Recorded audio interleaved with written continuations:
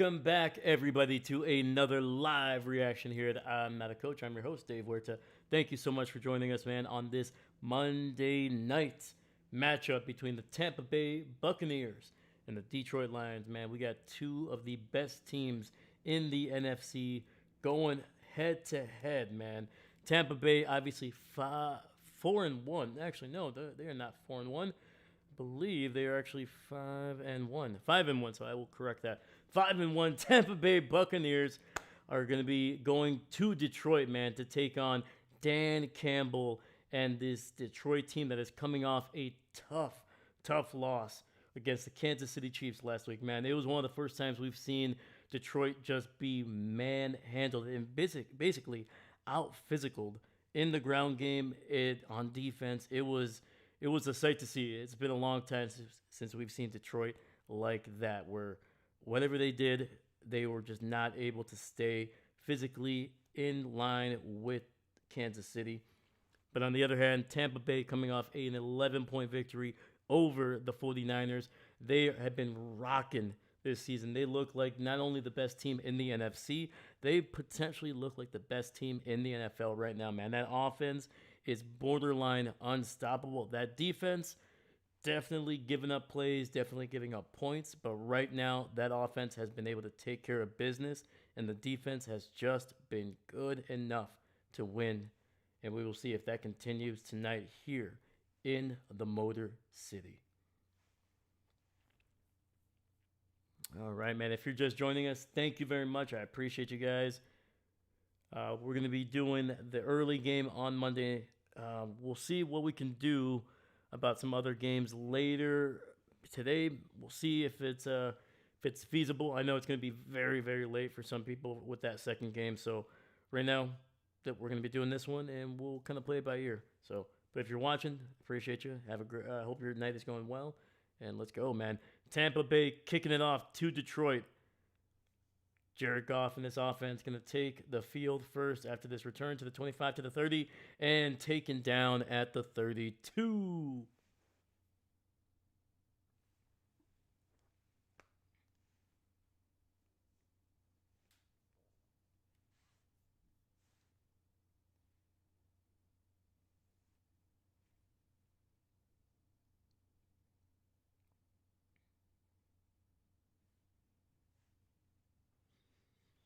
All right, we have Goff under center here, fullback, running back in the backfield. First and 10, ball to 31. Fakes the handoff. Goff looking, throws, and trying to find St. Brown, unable to connect. Would have been a first down and some more. Let's go. Captain Mickey Mouse. Let's go, Buccaneers.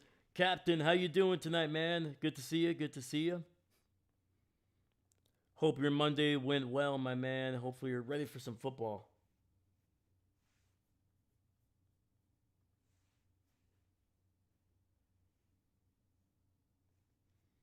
All right, Goff looking, throws, finds Jahmyr Gibbs, breaks the tackle to the 40, to the 45, to midfield, and down across the 40 of Tampa Bay. What a cut, man. Was heading towards the right sideline. Two defenders over pursued. Just put that foot in the ground and just cut it upfield, man. Took it for some big yardage. Yeah, went off for about 30 plus on that catch and run on that swing pass to the right.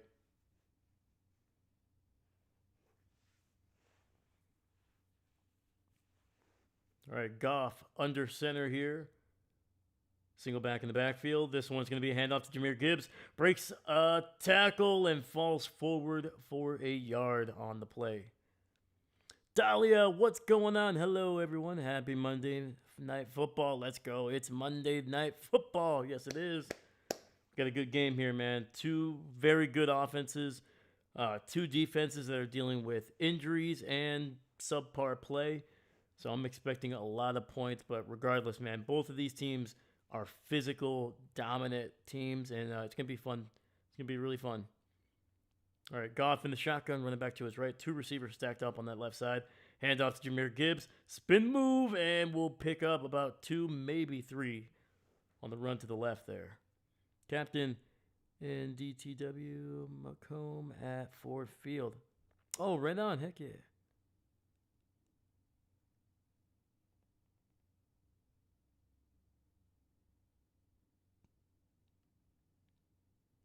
Heck yeah, dude.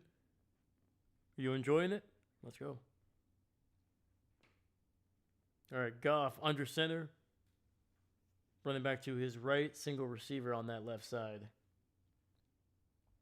We got 3rd and 6 from the 35. Goff throws. Nope. Rolling now to his right and trying to connect with, I believe that is Khalif Raymond. But there is a flag, though. Stitch. Ford Field is where they play tonight. Yes, it is, man. Woo! Stitch, how you doing tonight, man? Welcome, welcome. Also, I don't think Dahlia, welcome, man. How's your night going? How's your Monday?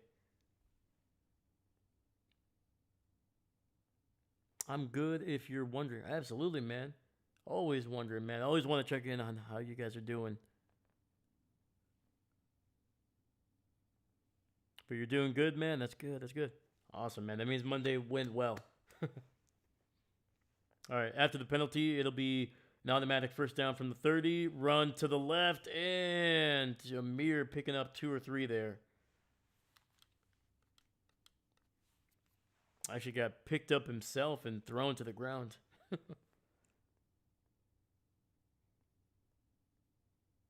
Dave, Dahlia is a girl. Yep. Yep.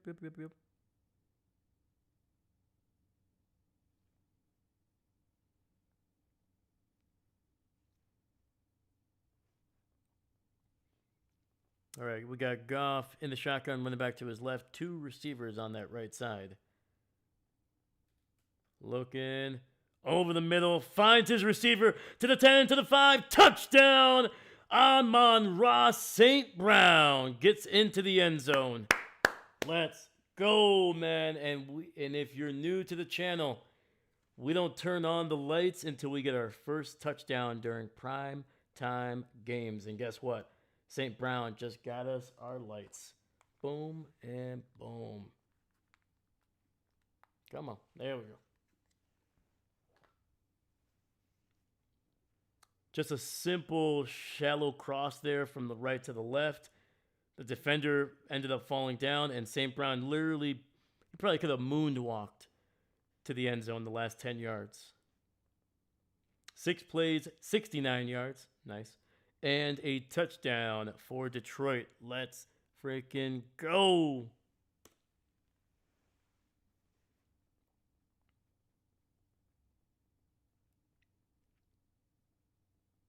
What an opener, man. Hitting him with that little swing route to the right that Jameer got going, man. Got him into Tampa Bay territory. Got a little bit of help with the penalty there on 3rd and 6. And then St. Brown, man, just taking this one to the house. Let's go.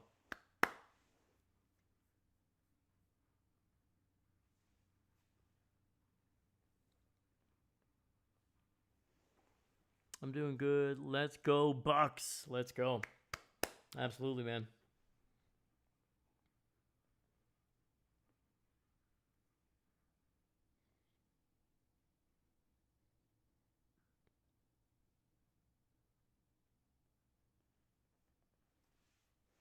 All right, we're on a commercial break here.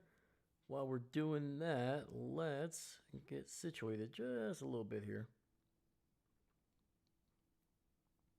But yeah, I was very excited once this game was announced, man. Once they had these 2 teams, and especially the way the Buccaneers have been playing lately, man, it was 2 teams that I knew. This game, I think, could be one of the best games in the 2025 NFL season. Like I said, 2 great offenses. I mean, when it comes to a quarterback, the receivers, yes, and Tampa Bay's been dealing with some injuries at their receiver position, but they do have their premium players back. Ibuka is back, and I think who else? I'm trying to think of his name, but I'm forgetting, so I will talk about that. I'll talk about him a little bit later. But yeah, Ibuka is back. He's been one of the best receivers in the NFL. He missed last week. Now he's back. He looks like he's healthy. There's apparently no restrictions for him this week. So should be exciting. And that Buccaneers offense that was already still explosive last week could potentially be even more explosive this week. Steve, come on, Detroit, beat these frauds so Dak leads the race to MVP. Oh, man. Steve, I love your commitment to the Cowboys, man. You are literally unwavering in your support, man. I love it.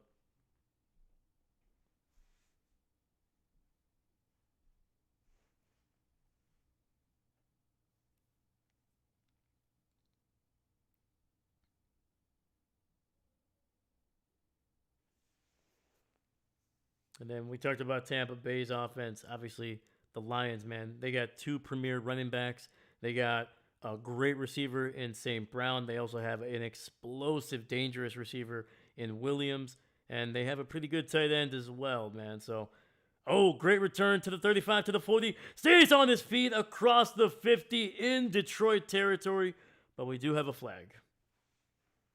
Usually that's not a good sign for the return team. And from the looks of it, Baker Mayfield and that offense are lining up basically inside their own 20, or they're huddling up inside their own 20. So that is going to be against Tampa Bay. Yep, it was a hold. So that great return that would have gotten the Buccaneers at around the 47 of Detroit is going to be brought back probably inside their own 20.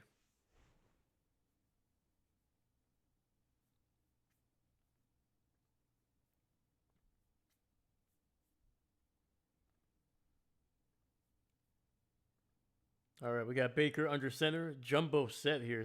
Single back in the backfield. Hands it off. And Bucky Irvin picking up some tough yards, getting it across the 20 down near the 21, picking up 6 yards on that one.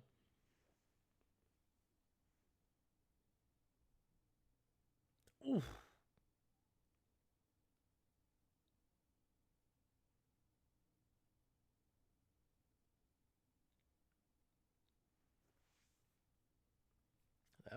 That was a tough run right there, man. Lowering his head, delivering a hit.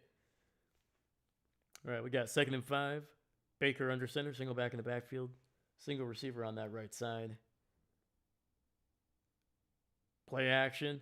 Baker running for his life. Gets past almost everybody, but is going to trip over his own feet and get brought down for a sack near the 18.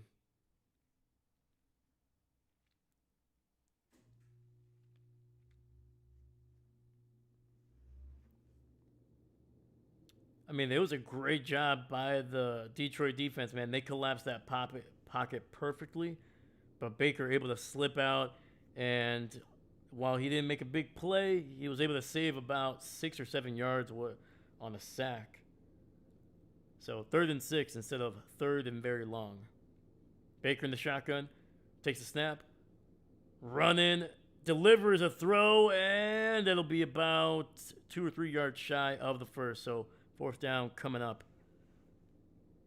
Oh, ball swap. Oh, you're right, Captain. Thank you. I appreciate you, man. I was so caught up in the game. Appreciate you, dude.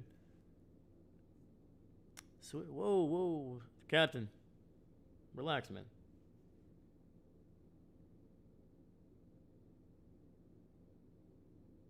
It's not that serious, my dude. Like I said, I appreciate you, man, but let's keep it cool, man. All right, it's going to be fair caught at the 35.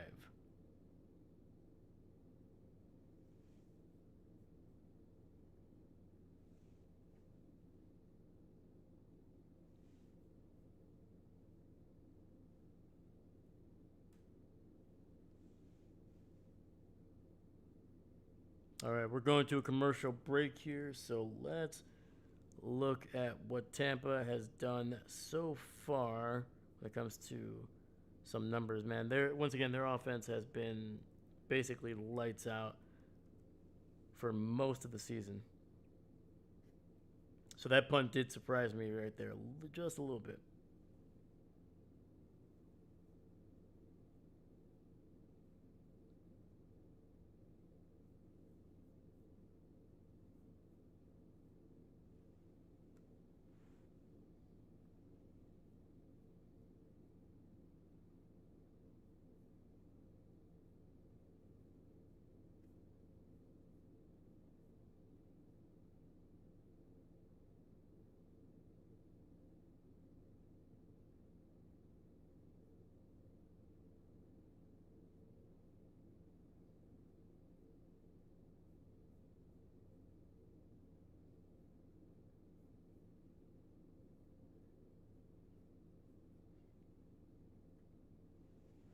So yeah, so week one they scored 23 points. They scored 20 against the Texans, 29 versus the Jets, 25 versus the Eagles, 38, and then last week, 38 against the Seahawks. That was a massive shootout early this month. And then the 49ers gave up 30 points against this offense.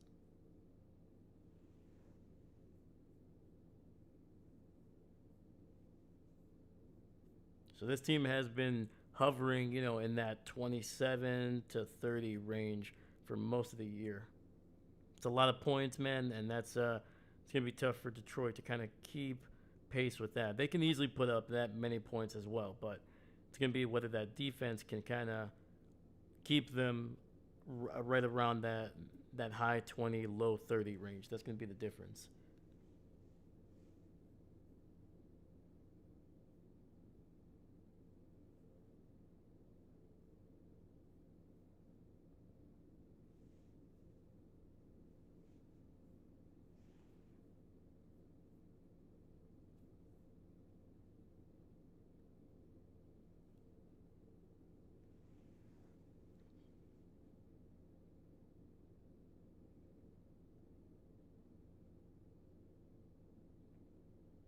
All right, we have the ball at the 35. Detroit with the ball here.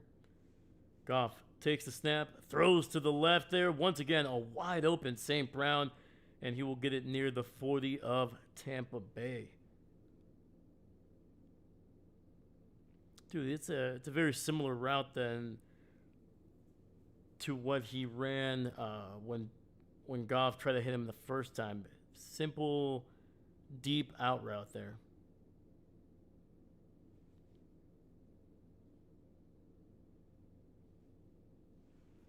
All right, 1st and 10, ball at the 41. Goff under center, single back in the backfield, single receiver on that left side. Hand off to David Montgomery, the bruising runner of the two pair, and he picks up about a yard or two there, getting it near the 40.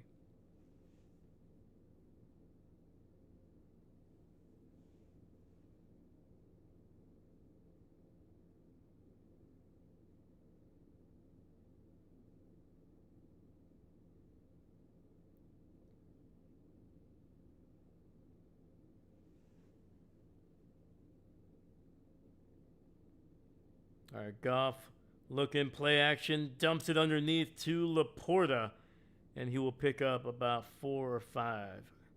Actually, that's right, the backup tight end there.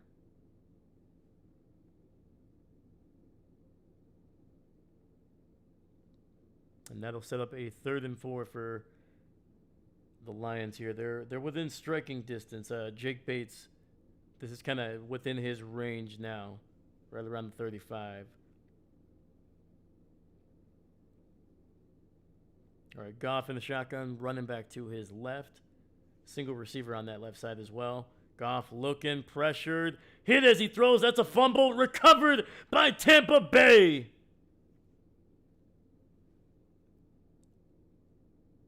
And that was Yaya Diaby with the strip sack.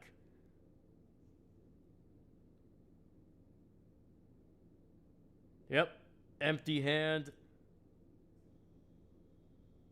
And we got our first turnover of the game, and it goes the way of Tampa Bay. I did not mean that to rhyme, but I like the illustration.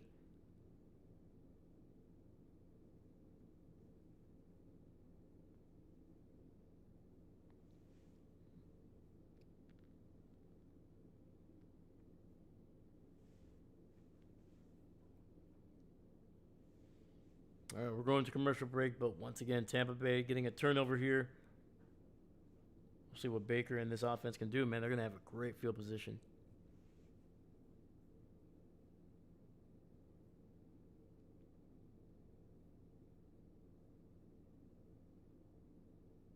Holy cow, man. We got 5 people watching on a Monday night, man. I appreciate you guys. Thank you. Thank you.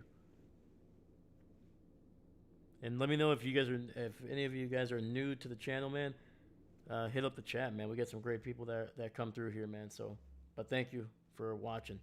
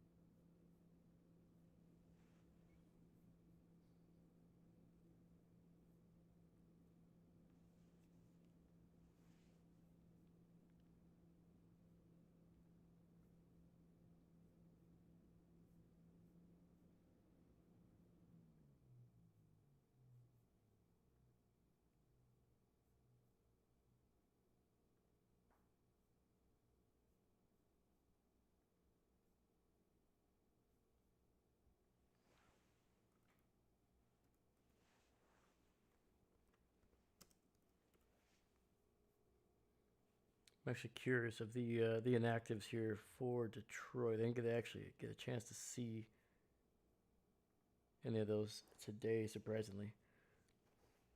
So Kirby Joseph, that is a massive, massive hit there in the secondary for them.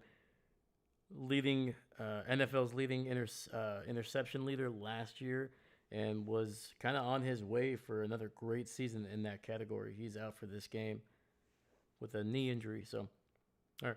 We're coming back here. Baker started out under center, making an adjustment to the shotgun, running back to his left. Takes a snap, looking, throws to his left side there, and Johnson catching it, but there is going to be a flag, and this play's going to be blown dead, so likely going to be on Tampa. There you go.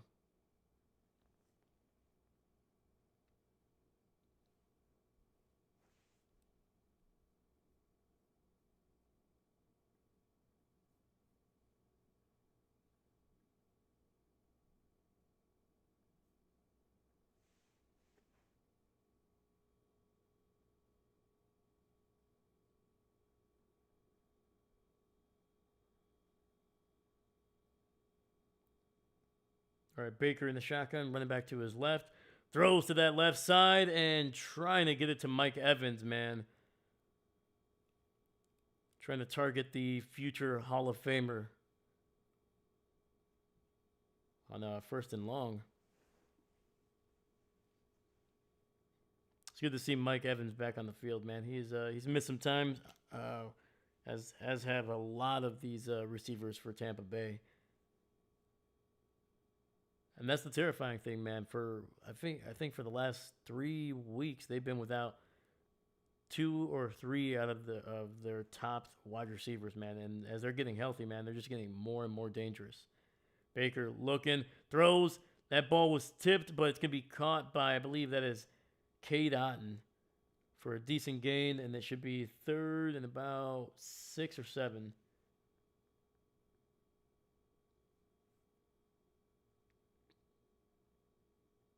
Yep. Deflected by Barnes. But Otton doing a great job of adjusting to that lame duck throw there. A wounded duck, not lame duck. A wounded duck throw.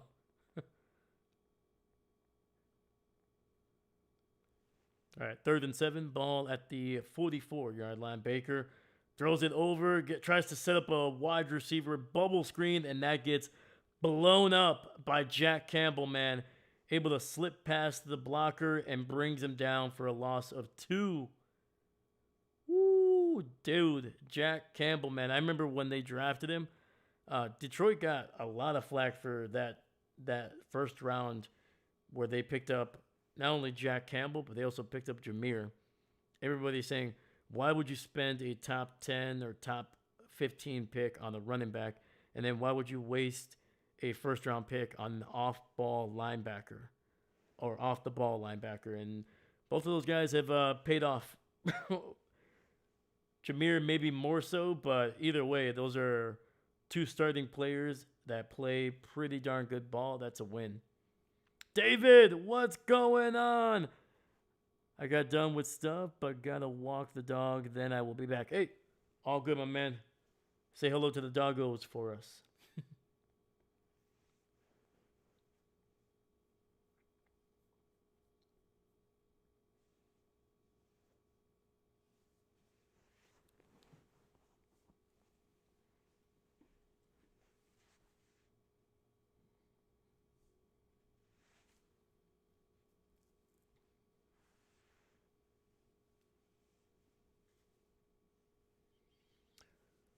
All right, man. We're still waiting for Tampa to respond with their own score here.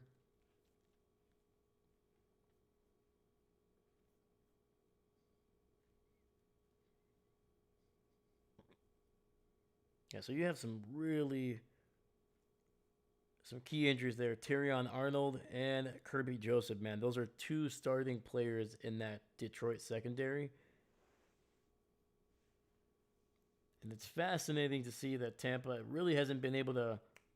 You can tell that they're trying to push the ball down the field, man. They're trying to get Mike Evans. They're trying to get everybody involved. They're trying to attack what they perceive to be a weakness in the defense there of Detroit. But I don't know, man.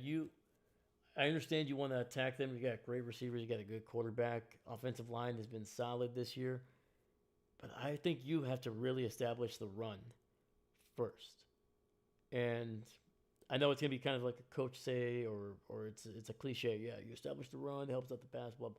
But I really do think that if Tampa can get the running game going, not only does that keep guys like Aiden Hutchinson and some of those other edge rushers, even the interior guys have been able to get some really good pressure in early in this game.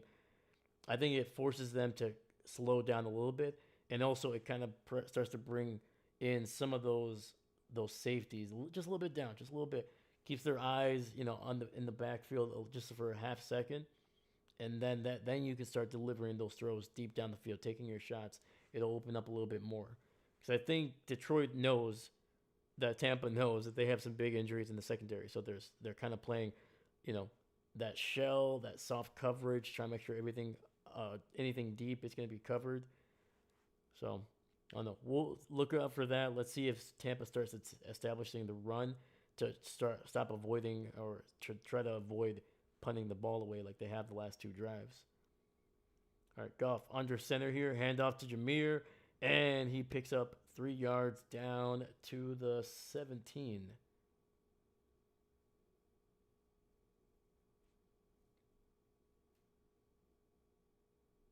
Oh, they're highlighting Baker Mayfield, Sam Darnold, and obviously Daniel Jones. Three guys that are finding a lot of success now in the NFL deep into their careers with other teams, might I add.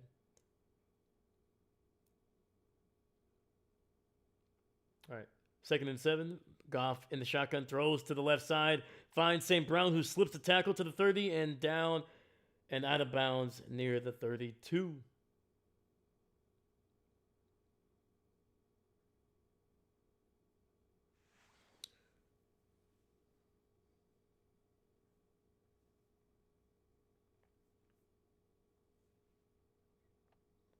Oh, okay, okay. So I just saw St. Brown kind of give a little bit of a mini hug to Teddy Bridgewater. I was like maybe he knew him from his time in Minnesota, but that's not. No, I forgot Teddy was a backup to Detroit for 2 years back in 2023 to 2024. It's going to be a run by Jameer to the left side and violently picking up about 4 or 5 yards there.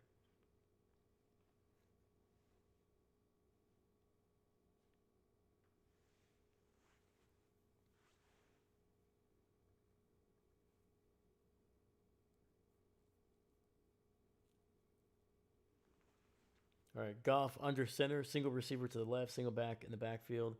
Ball at the 42. Another handoff to Gibbs. To the 40, slips another tackle, picks up the first, and across the 45 down near the 47 is Jahmyr Gibbs, man. Gibbs is such a freaking, like, he can do a lot of things, man. He's not a true power runner like David Montgomery, but he can run with power. Little play action, rolling out to his right. Goff gonna take off and run, picks up about 6 yards, and is now in Tampa territory.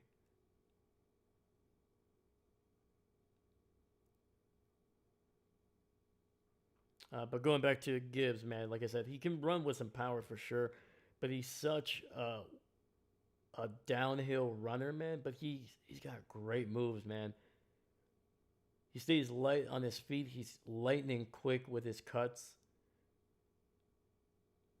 And then once he gets in the open field, man, dude, that guy is about as fast as anybody else on the field. Quick throw to the outside to Gibbs, to the 40, to the 35, to the 30, down to the 25, and finally stopped up near the 23. Jahmyr Gibbs on a very similar route when he picked up about 32 yards on the opening drive. Basically a swing route / little flat route, running it towards the right sideline, and then had a lead blocker there with Laporta, and then just, man, dude, just speed. All right, Goff under center, single receiver to the left, single back in the backfield. Toss to Gibbs to the left side, and this one goes nowhere, being brought back by Vita Vea near the 28-yard line.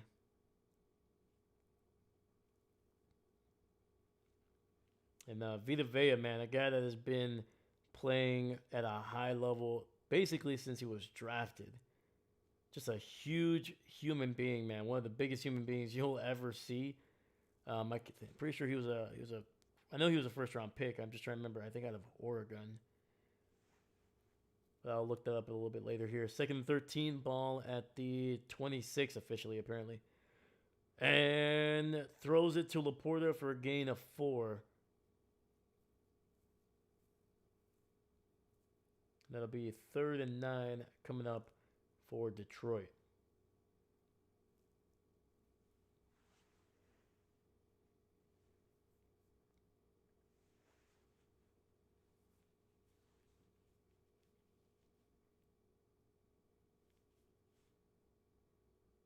All right, Goff in the shotgun, running back to his right, condensed receiver formation.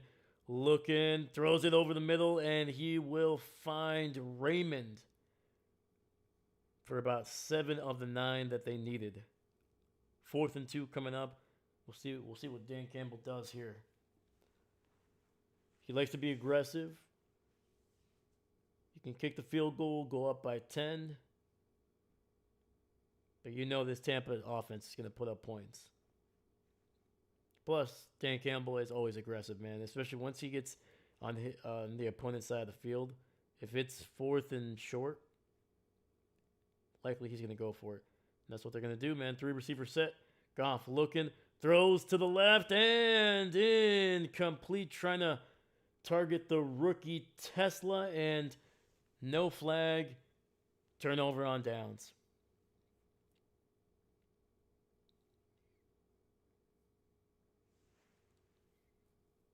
Tampa's defense holding on, man.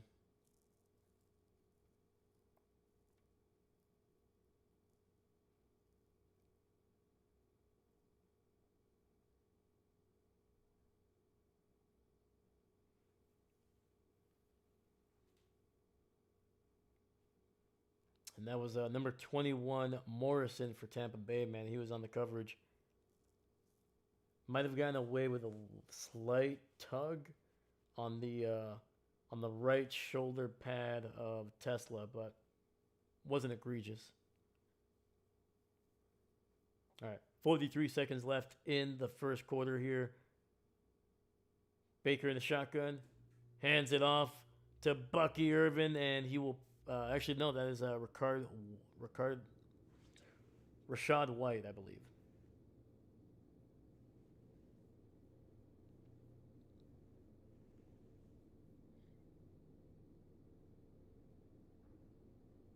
There we go. Okay.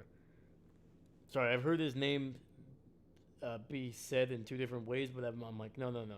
It's Rashad is the proper way.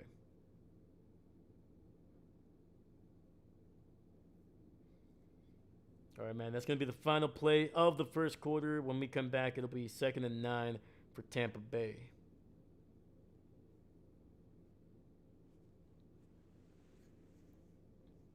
All right, man. The only score came on the opening drive for Detroit.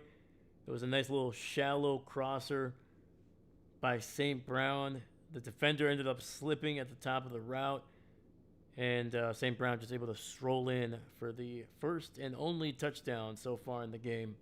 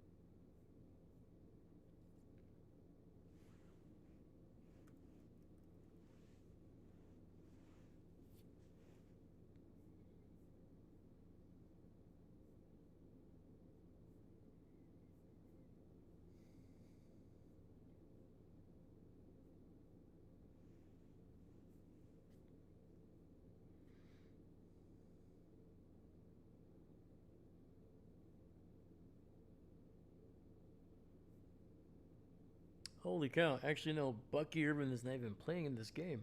Oh, okay. So it's been white the entire time, basically. Okay. Gotcha, gotcha, gotcha.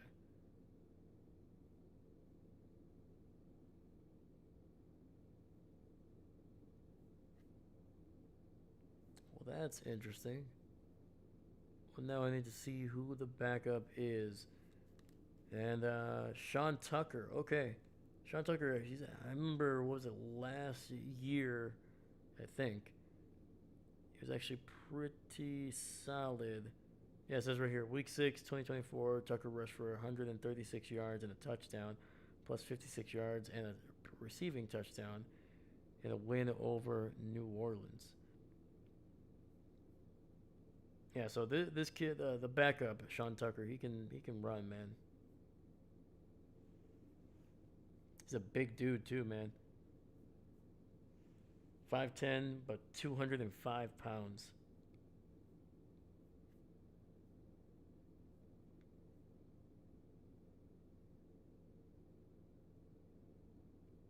I think he's a little bit bigger than that. He was listed at almost 210 in the combine. So, all right, 2nd and 9. Baker play action, looking, throws to the left, and a one-handed catch by Mike Evans. There is a flag in the secondary. We'll see if it's offensive or defensive pass interference.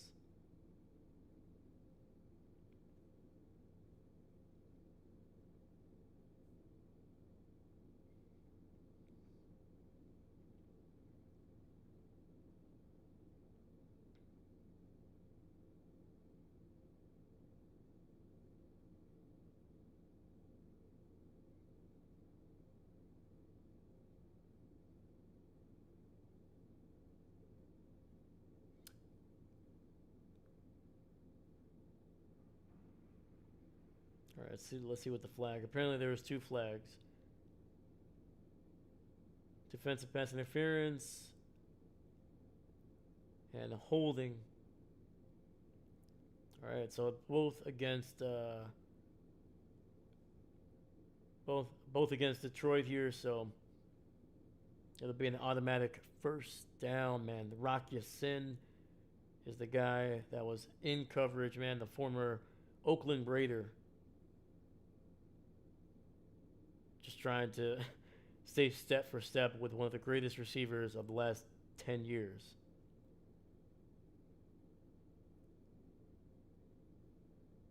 All right. 1st and 10, ball at the 40 here after the penalty. Baker under center, single back in the backfield. Condensed formation for sure. And White picks up about 2 yards on the run up the middle.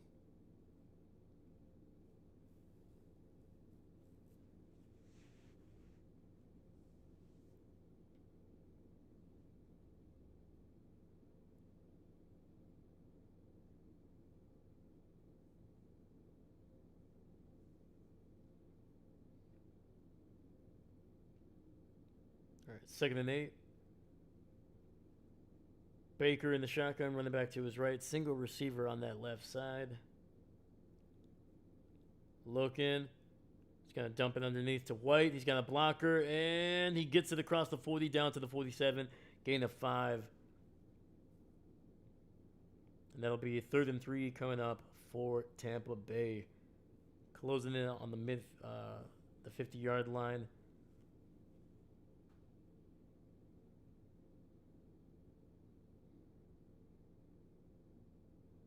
Oddly enough, man, this has been the best drive for Tampa Bay's offense so far in this game.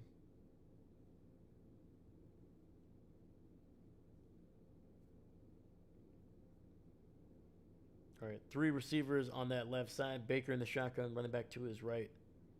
Takes the snap. Detroit sends 3, blocked, and the pass will fall incomplete, man. Batted right at the line by Big 54 over the middle.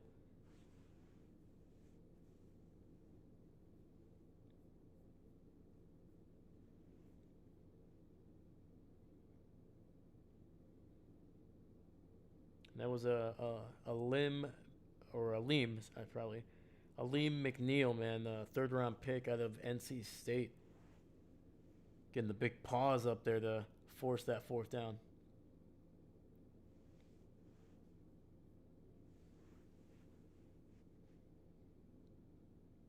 All right.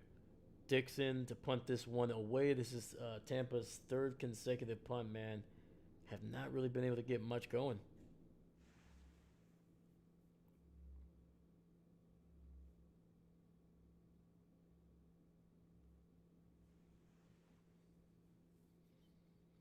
All right, going to another commercial break here, but when we come back, it'll be 13-16 in the 2nd quarter. Detroit going to try to bounce back after turning the ball over on downs there. Could have settled for a field goal and made this a 10-point game, but tried to be aggressive, man, and it backfired. Thankfully, their defense, man, has been pretty dang good so far in this game.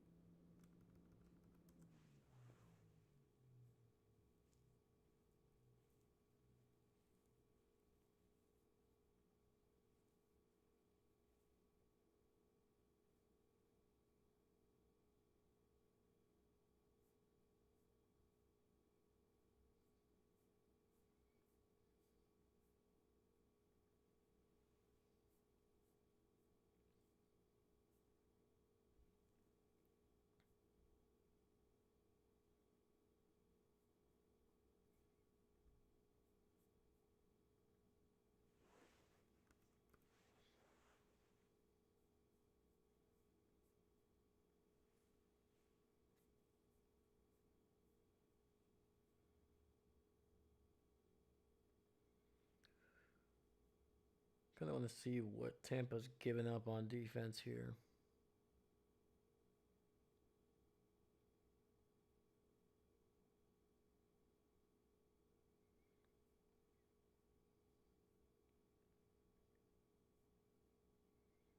All right. Tampa's defense currently ranked 13th in terms of passing yardage given up.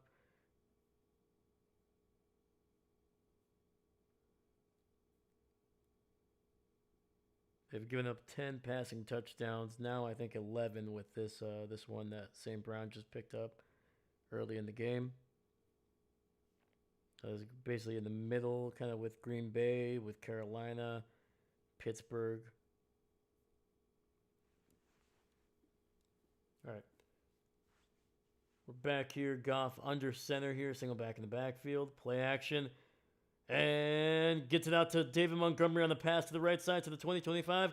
And down near the 30. It'll be a first down catch and run for David Montgomery, man. The former Chicago Bear.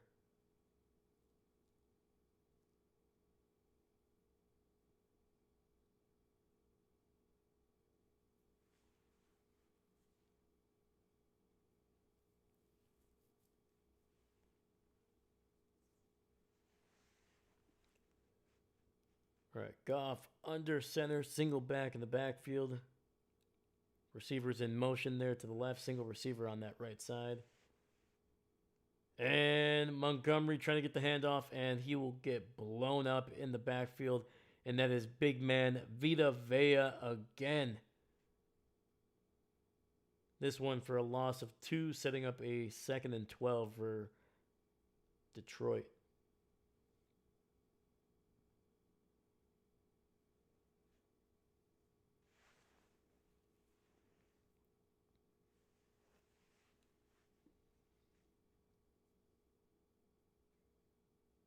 All right, Goff under center here, and it's going to be a false start, I think, on Detroit.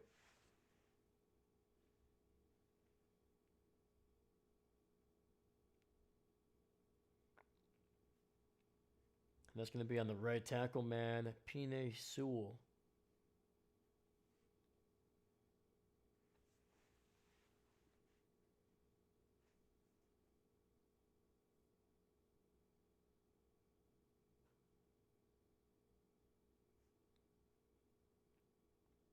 All right, Detroit in the shotgun, running back to his left. He's got 3 receivers on that right side. 2nd and 17. Finds St. Brown, and he will pick up what looks like at least 13 yards on the. Trying to see what route that was. It almost looked like a long stick route. Oh no, that was just a. It's almost like a little slant route there. And they just turned it upfield for some big yardage.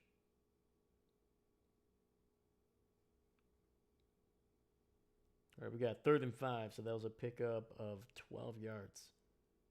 Goff in the shotgun, running back to his right. Ball at the 34. 3 receivers bunched up on the left side. Goff goes down for a sack. And right now, man, the defenses are ruling the night.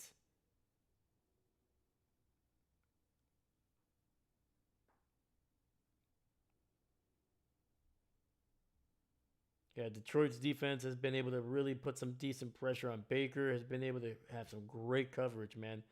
Because Tampa's offense has been trying to throw it deep all game long and has not worked. 3 punts for them.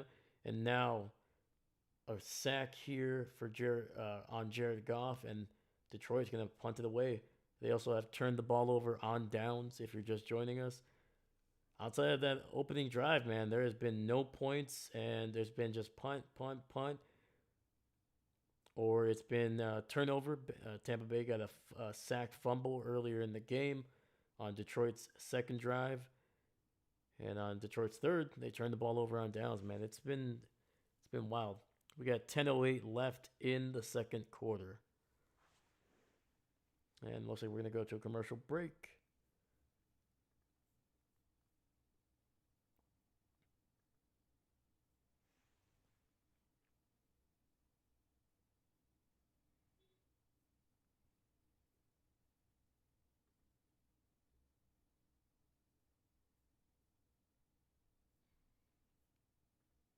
Yeah, so Tampa's defense, they are currently heading into this week, I believe. They were currently ranked 4th against the run. They've only given up 114 yards. Can that be right?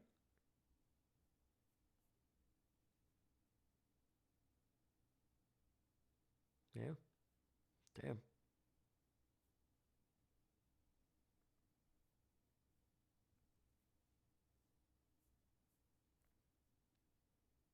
Yeah, so 144 yards on the ground. Oh, no, Jesus. Wow. Weirdly enough, they're still ranked fourth, but they've given up 529 on the ground. Just gotta say, yeah. So kind of up there with Seattle, Green Bay.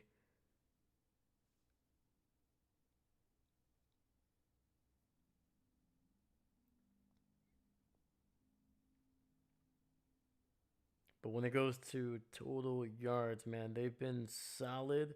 Ranked ninth in the NFL, giving up nearly 2,000 yards through the first 6 weeks. David Stegosaurus, he's back. He's back. We missed you, man. We missed you. How are the puppers, man? How are the puppers?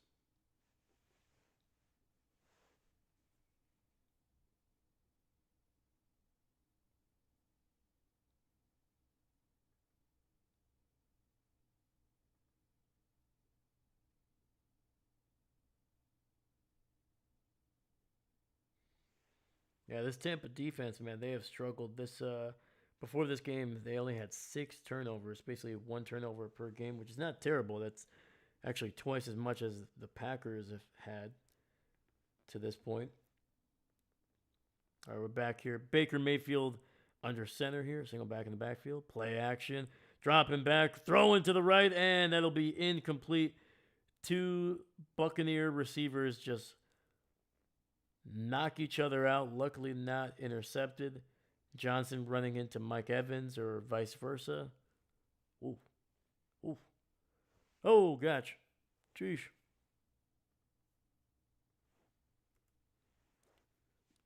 Thank you.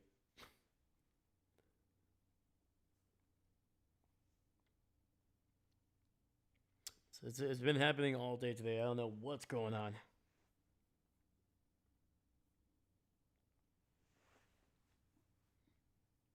All right, 2nd and 10. Baker, shotgun, throws to the left, and Detroit able to hold him to just a 4-yard gain down to the 40. And we got 3rd and 6 coming up for Tampa Bay.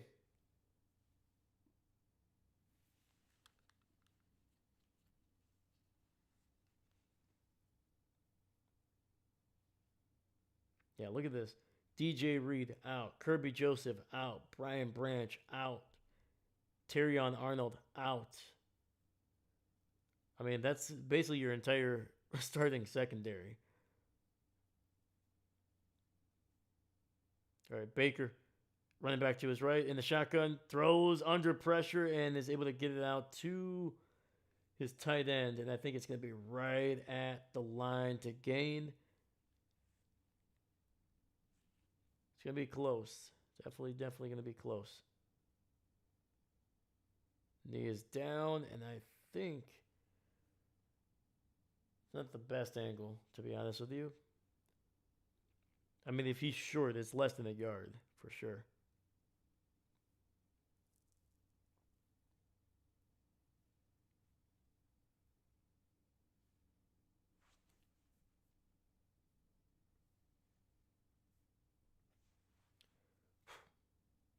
Baker throwing deep to the right and not on the same page as his receiver.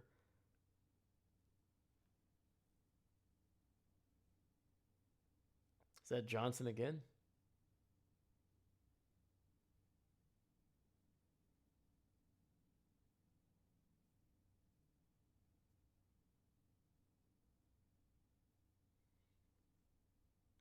Yeah, that was Ted Johnson, man. He just cut his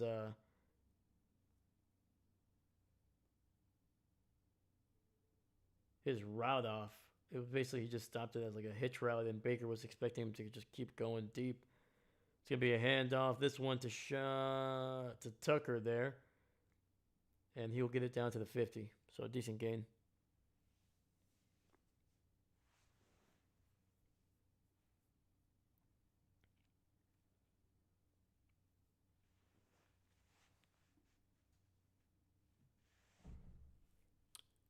Boo! Jump scare.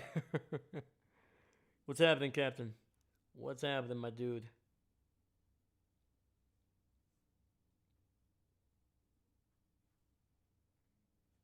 All right, we got 3rd and 6 here. Ball at the 50. Baker alone in the shotgun. He's got 3 receivers on that right side. Pressure by Detroit. They pick it up. And a great throw by Baker, but a great defensive play by Rock Ya-Sin. Being able to push Mike Evans out of bounds before he can get that second foot down.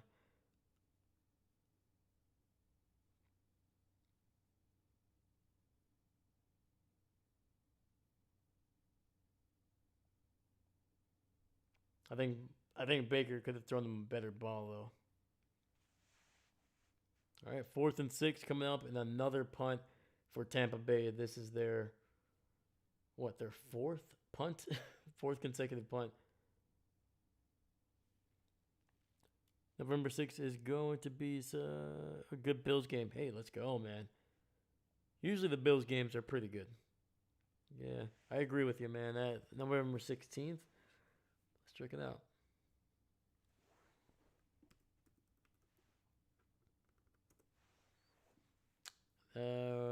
Buccaneers and Bills. Okay, there we go. That should be a good one, man.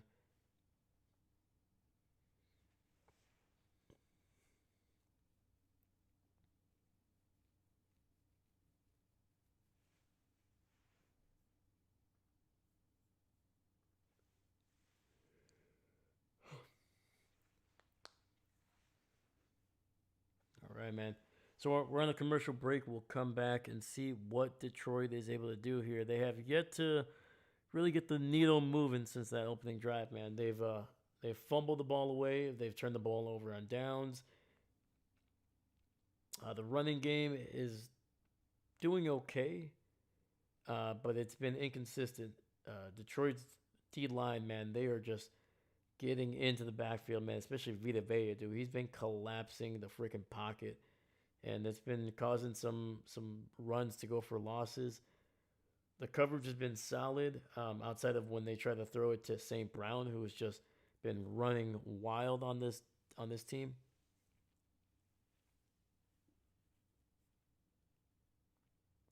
Dave, does it say where November 2nd game is streaming in your area or the? Let me see here. Let's check it out, my dude. Let's check it out. November 2nd, the Chiefs game, 325.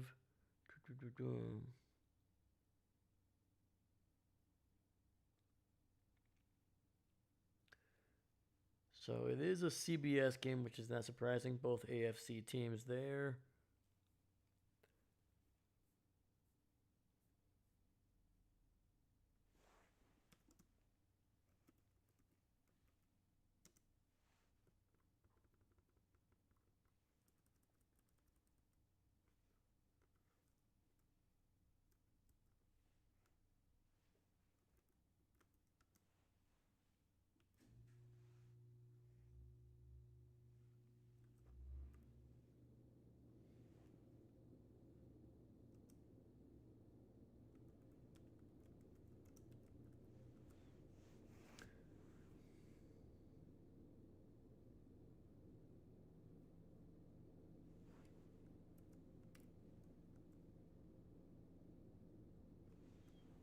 Let's see here.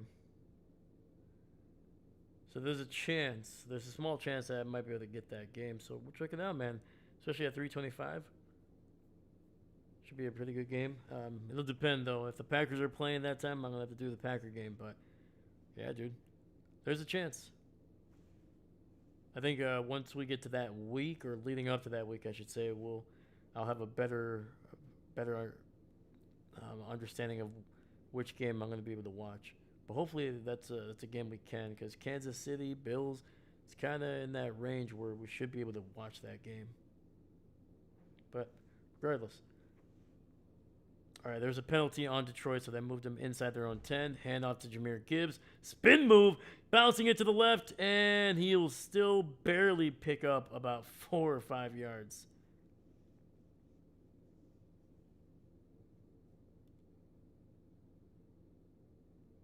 If you look at the November 2nd, it's enough gap for that game. Oh, right on, man. Heck yeah.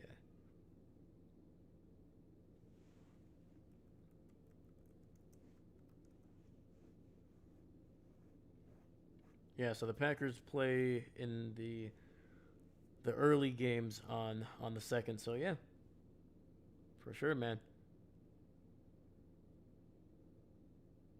Once again, once we get to that week, I'll have a better understanding of what in my area they're showing.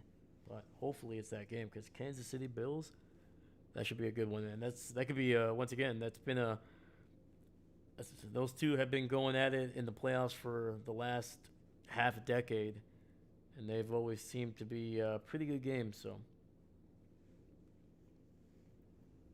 So unfortunately, that run by Jameer Gibbs will not count for much, as there was an illegal block in the back.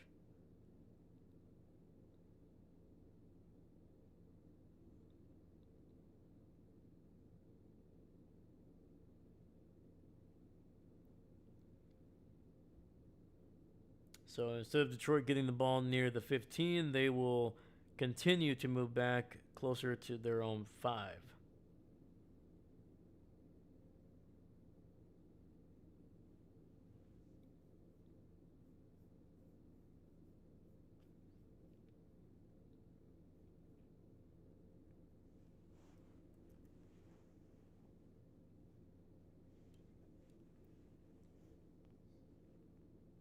All right, we got 1st and 17 for Detroit here.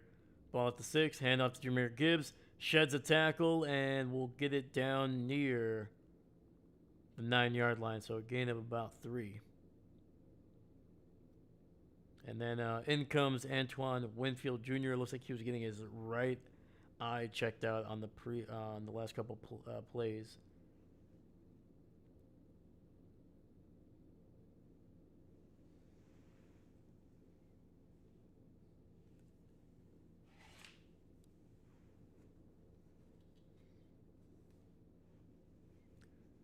So right now there's a Tampa player down on the ground. It looks like it's Levante David. He's getting checked out. And they're going to go to a commercial break. All right. Yar. Piratey things. Oh. They're looking for the gold doubloons, I tell you. What if I did the entire commentary like that? Arg. 1st and 10.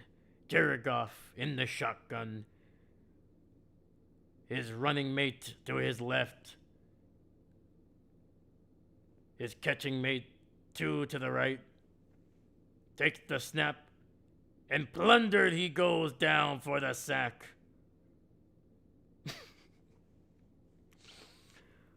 Oh, man, dude. I hope you guys enjoyed that. Because I sure did. If I die tomorrow, man, that is going to be my lasting legacy right there. Pirate commentary on a Monday Night Football game. Just saying. That's something I would have to prepare for, man, because there's so many puns you could do. I don't know. But I picked the Lions to win tonight, so...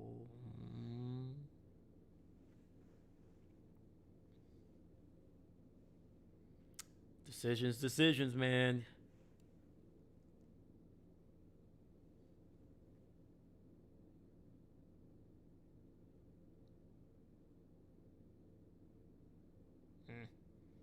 So let's check out the old. While we're waiting for this game to come back, let's look at the old fantasy team there.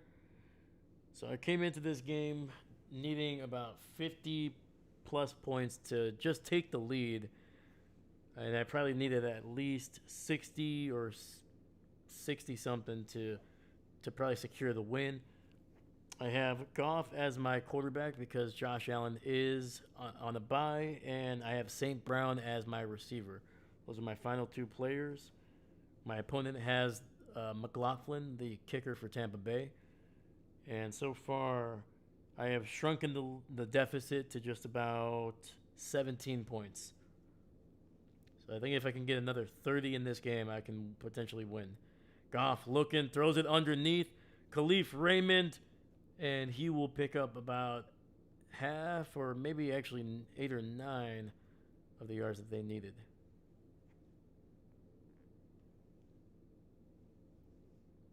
All right, gain of 8, 3rd and 6 coming up. Arg. I'm trying, man. I'm trying. I'm trying. All right, Goff in the shotgun. Tampa Bay sends a blitz, and it'll be incomplete. Unbelievable. There's going to be a penalty, though. There's going to be a penalty. We'll see what it is. Goff is pointing to Tampa Bay. So St. Brown needs 2 TDs, basically. Or at least 2 more. He already has 1 tonight. Yeah, St. Brown has 4 catches, 79 yards, and a touchdown already in this game. A good chunk of that came on the opening drive, where I think he caught 2 passes for a touchdown.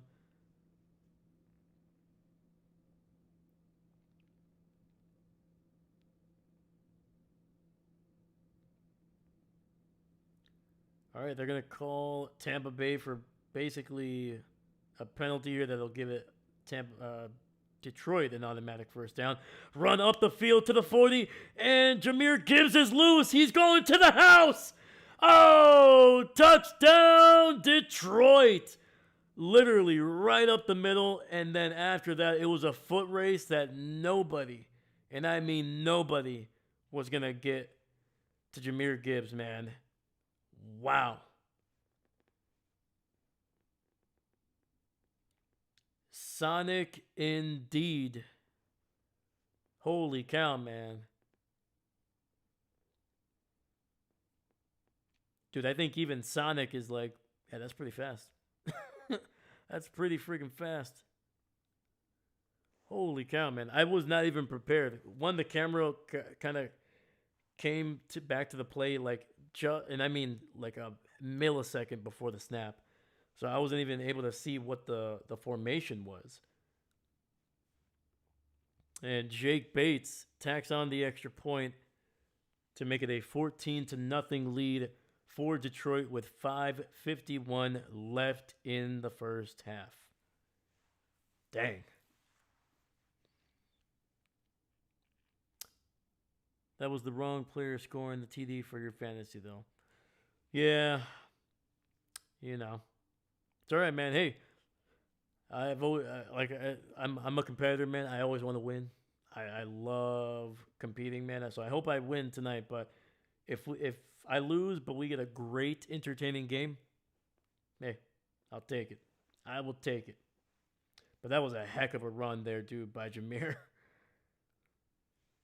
And I talked about it earlier today, man. I remember when they drafted Jahmyr Gibbs, they drafted Jack Campbell in the first round. Everybody was giving the Detroit Lions some guff. They're like, why would you waste a early first-round pick on a running back? Why would you draft an off-the-ball linebacker? And now we have seen Jack Campbell. He made a great play on 3rd down to force a 4th down. And now we see Jahmyr Gibbs literally just take this, 60 plus, 70 plus yards to the house.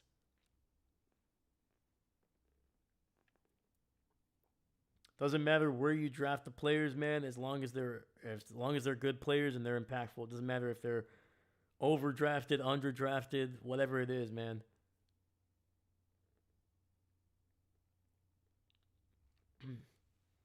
All right, Bates to kick this one away, and we'll see if Tampa can get something going here before the half.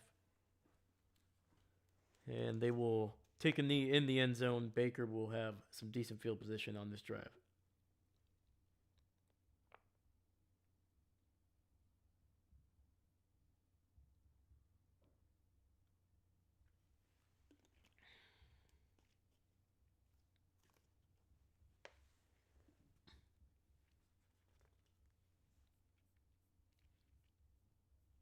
But David, how's it been today, man? Let me know how you doing on a Monday.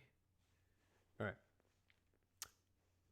1st and 10, ball at the 35. Handoff to White, and he stiff arms a player, gets it just to the 40, pickup of 5 yards. Bucky Irving is injured. He is inactive for this game, so they're rolling with White as the number 1 running back with Tucker as the backup. Yeah, White is not as explosive as Bucky Irvin or as big of a weapon in the passing game as he is as well, but still a decent running back for sure. A really solid running back, I should say. A big back. Play action. Pressure. Baker chucking it to the left. And con! No. Uh-oh. Uh-oh. Oh, no. Oh. Mike Evans is down. It looks like he is knocked out, dude.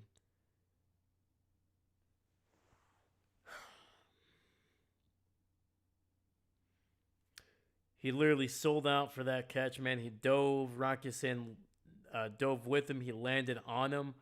I hope that didn't. I mean, at this point, I don't know what happened, dude. I don't know if it was the contact or the impact of the ground coupled with the guy landing on top of you.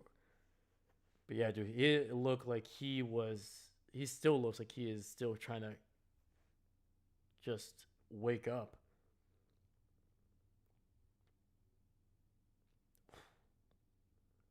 Yeah, he hit the side of his head, and yeah, he is just. He's knocked out. Body goes stiff.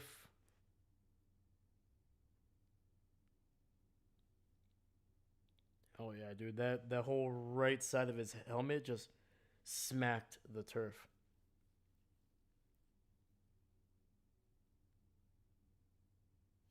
Fudge.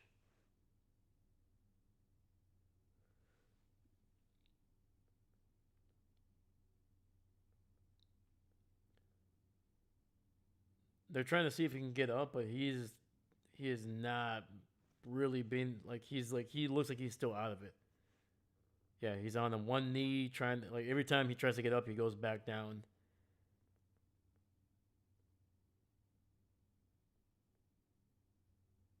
Dude, this sucks, man.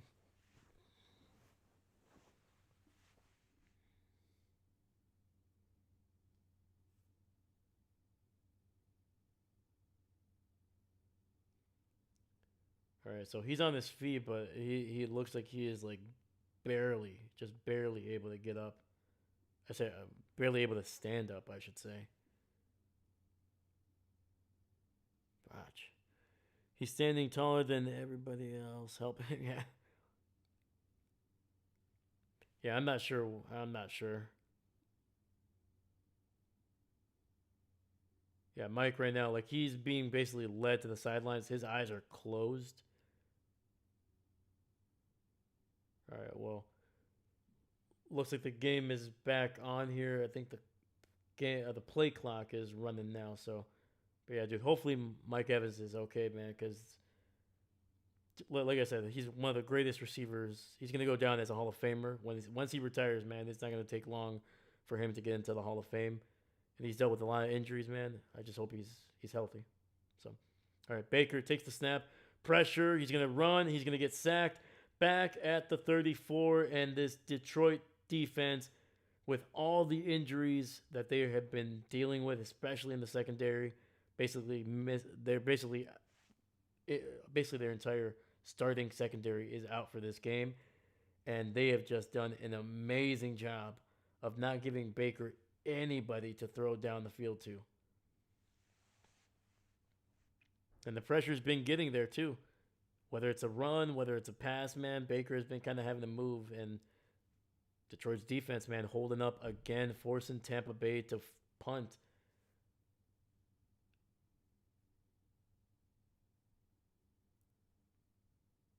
All right, man. Fair card inside the 20.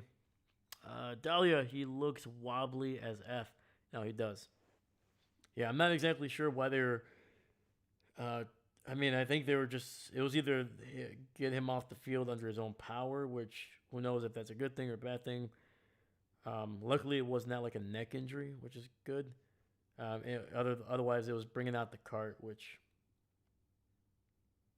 yeah,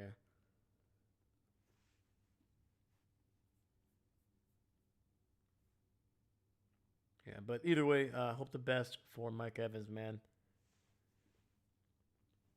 All right, we got 4:13 left in the half. First and 10 for Jared Goff and the Detroit Lions here. Two receivers to the right, Goff in the shotgun, running back to his left. Looking, pressure, dumps it underneath, and that'll be caught by David Montgomery for about 3 or 4 yards. This drive is just an embarrassment of sad-faced pandas. I know, man. Sad-faced pandas everywhere.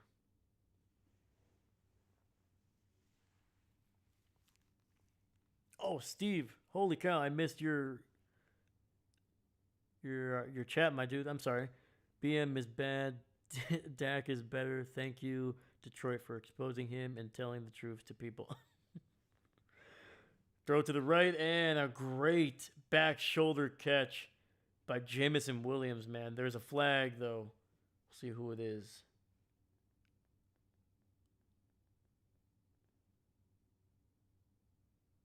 This might be on Detroit.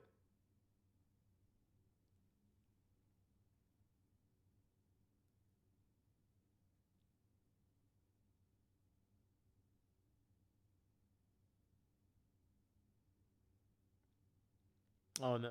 Oh, it's going to be... Oh, yeah. There you go, Detroit. Offensive PI.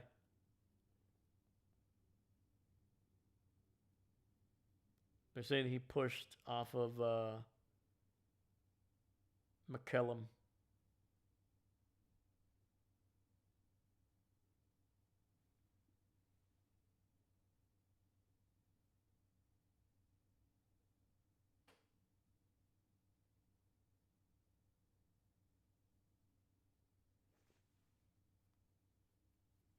Okay. I didn't really see a whole lot there on that Jamison Williams offensive PI, but okay. Goff alone in the shotgun. He's got 3 receivers to the right, 2 to the left. Looking. Lofton one for St. Brown, and it hits him in the hands, but that was going to be a tough catch. Really good coverage. Really good coverage.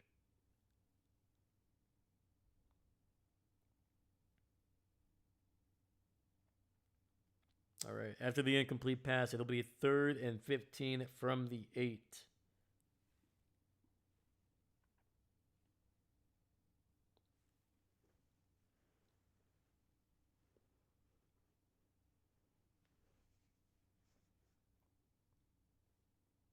Goff in the shotgun, running back to his left. And the ball is batted down. Trying to set up a screen there to the right. And Roberts, big number 95, was coming in unblocked. And just before Jared Goff could deliver a great ball, he just pops up into the air and bats that one away.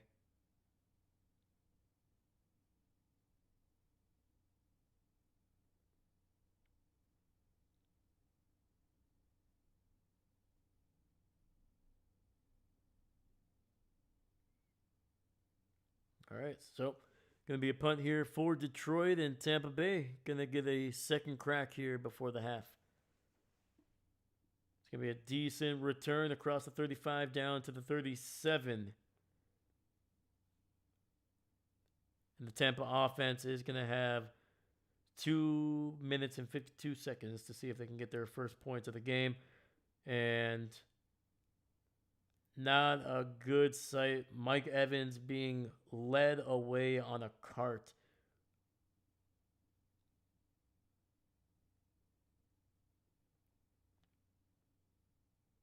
Damn.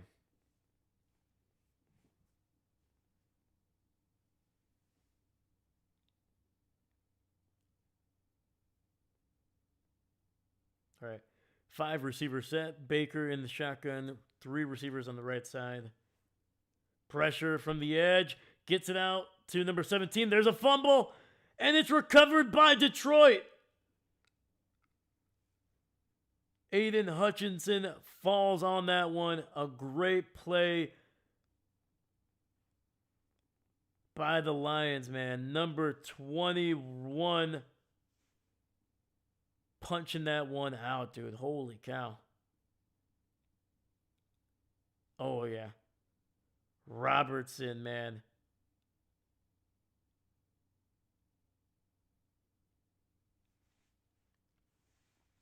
Shepard had the ball, tucked it in. That's a football move. And then Robertson comes in and just dislodges it with a great right hook.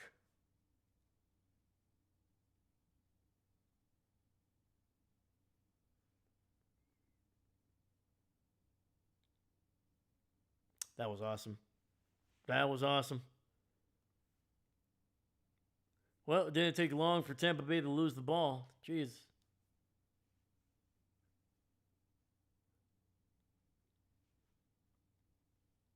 All right, 1st and 10, ball at the 41 of Tampa Bay.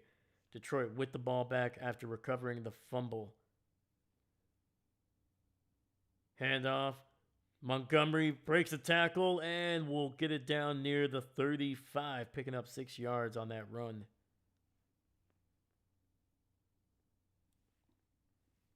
Nice little sidestep there by Montgomery.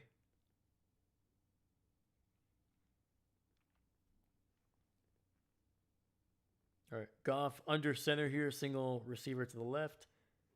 Another handoff by Montgomery. He is unable to spin out of a tackle. Will lose about a yard on the play. That was a Yaya Diaby again making a play. And an update, and this is not too surprising, but Mike Evans is going to be out for the rest of the game with officially a concussion / shoulder injury. All right, we have reached the 2-minute warning here in Detroit. It is 14-0 Lions. I mean, outside of the Evans injury, this game already feels exciting, more exciting than last night. I agree. There's been a lot more big plays, even though there hasn't been a bunch of touchdowns. There's been, 2 fumbles. There's been some sacks, man, and it's looked good. It looks good. I'm still surprised the Buccaneers offense is struggling this much, man.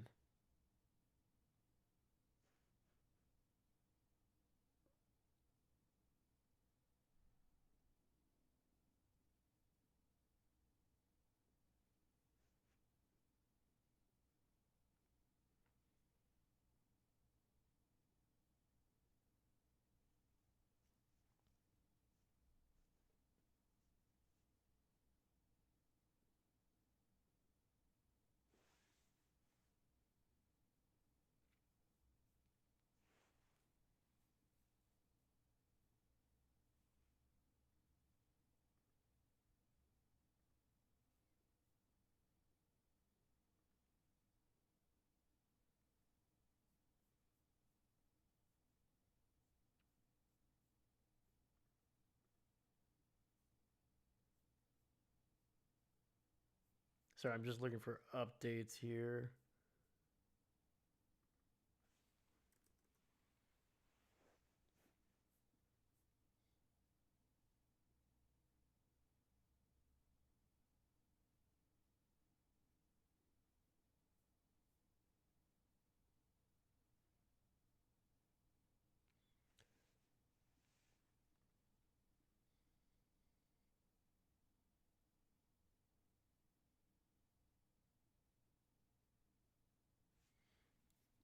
All right, there we go. All right, we're back from the commercial break.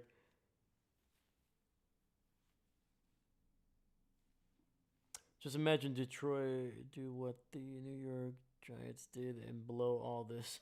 In the fourth quarter, we'll be disgusted. That'd be hilarious, though. That'd be freaking hilarious. Holy cow, dude. Detroit nearly 300 yards of offense in the first half compared to Tampa's, less than 50? Over the middle and unable to connect with Jamison Williams. 4th and 5 coming up for Detroit. What the heck is going on, man?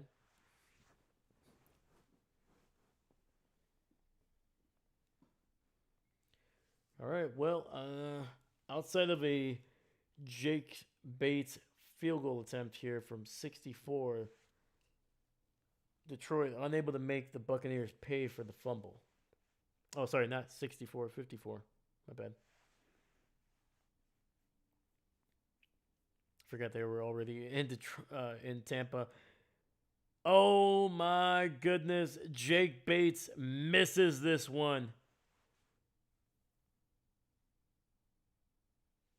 And just like that, now Tampa has a chance to put up some points.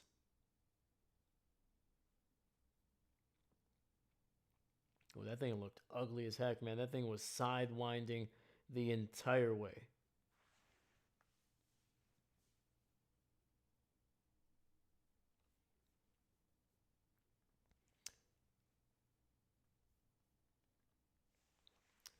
All I can say is thank goodness for St. Brown and Jameer Gibbs, because otherwise we may not have any points without those guys.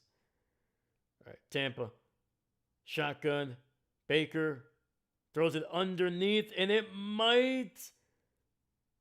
It almost got intercepted. It's going to be a simultaneous catch, which will go to the offense.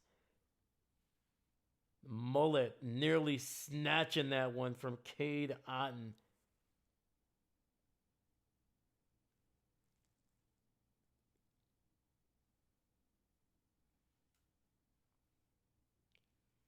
Cade Otton simply being unwilling to let that one go. Stop would have been an interception.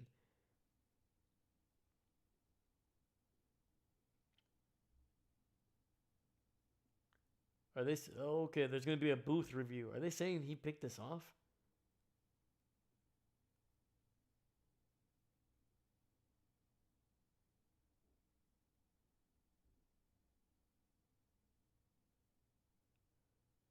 Hmm.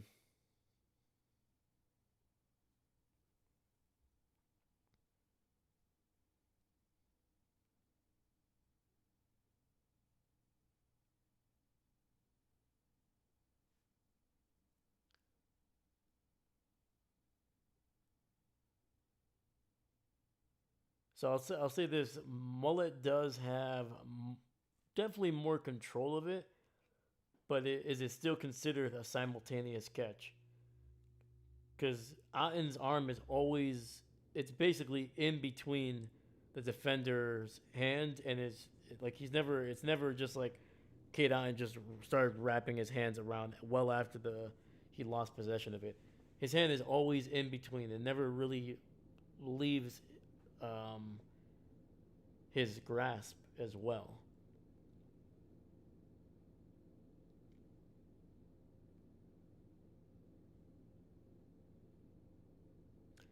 And they're saying it's an interception? Wow. So Tampa Bay have run two plays within the last within 3 minutes. Actually, no, within a minute and a half. And both of those offensive plays have resulted in a fumble and an interception, respectively. Two offensive plays, two turnovers. Wow.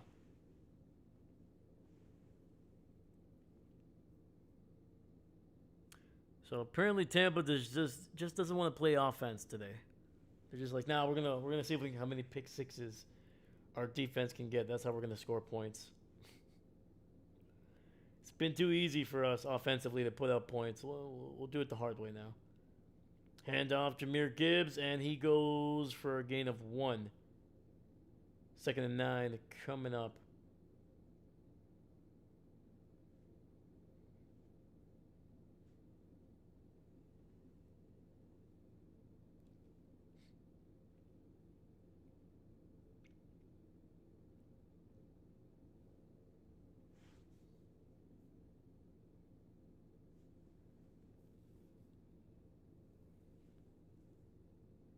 All right, Goff in the shotgun, running back to his right. Two receivers on that right side. Throws it out to St. Brown, and he will pick up 8 of the 9 that they need. So third and 1 coming up. Gets out of bounds, stops the clock at 1:03 as well.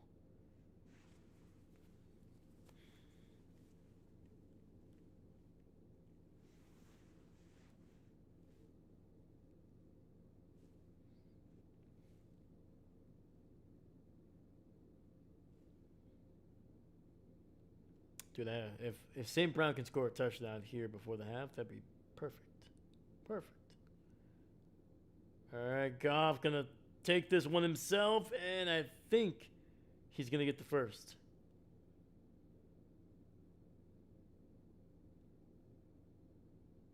And Detroit's letting the clock run down here. They do have all 3 timeouts, and they're taking their time here, man.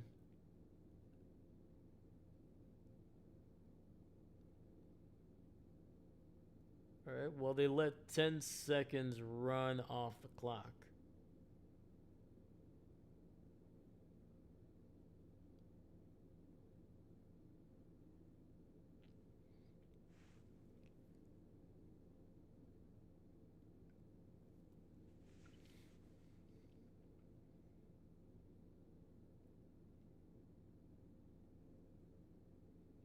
Dude, it's been a weird freaking game, man. Defensively,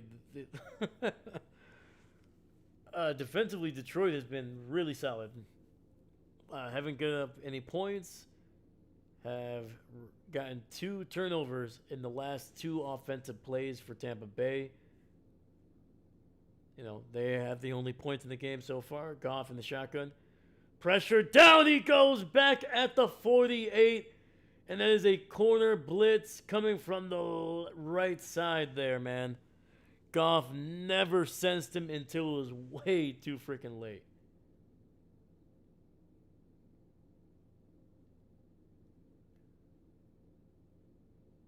Goff looking like me and Madden, dude. I'm terrible at sensing the pressure, man.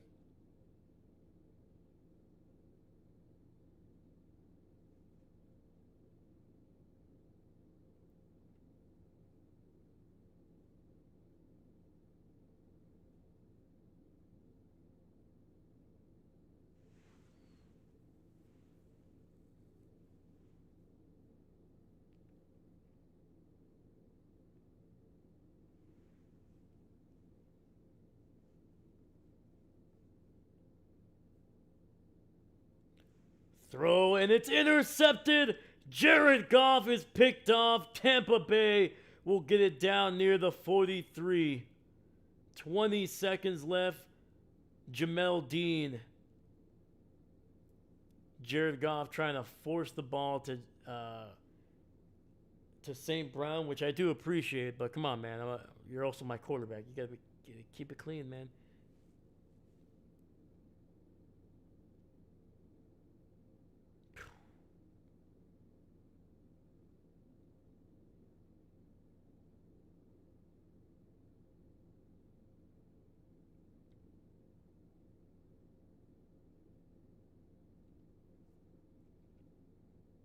All right, we got a 5 receiver set, 3 to the left, 2 to the right. Baker takes the snap, looking, throws it underneath, and this one will be caught by Shepard, the man who fumbled a couple plays ago, or a couple drives ago. And he catches it for about 11 or 12 yards in the first down. Tampa Bay using their first timeout of the half here.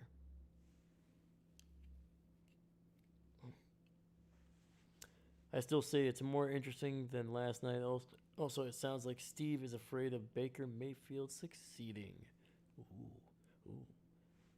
Yeah, I'm a fan of Baker, man. I like him. He seemed to get a bad deal over there with Cleveland after he took them to their first playoff in like 20 years, their first playoff win in forever. And finds a receiver, Johnson, and he fumbles the ball, able to fall back on it. And that'll be 4 seconds left in the game, in the first half here, sorry. Yeah, Johnson running a nice dig route, catching it, breaking a tackle. Honestly, it probably would have been a good thing if he would have just gone straight down right away. He would have gotten the first down.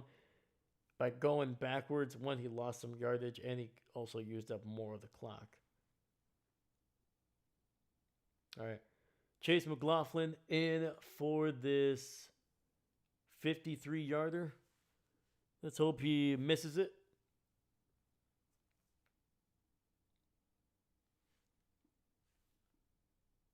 Kick is up, and it is good. Dang it. Ah, biscuits. Oh, I forgot to switch the ball, but it is what it is. All right, we're at halftime. The Buccaneers finally get on the board. It took them nearly the entire first half to barely be able to get 3 points.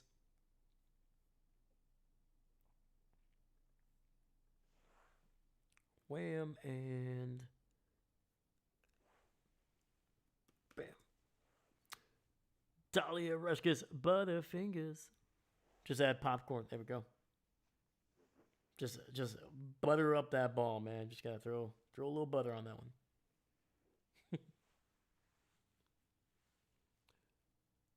So before the Jared Goff interception, I had a 53% chance of winning my matchup. After the interception and McLaughlin kicking that field goal, I have gone down to 17% chance of winning. Dang it.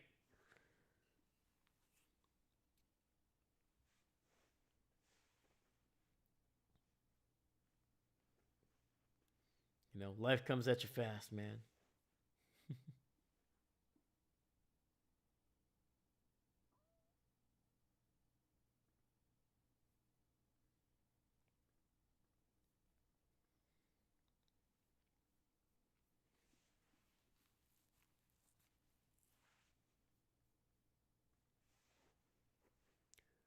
So you're saying there's a chance. Dang right, man. 1 in a million. What was that one? What was all that 1 in a million talk?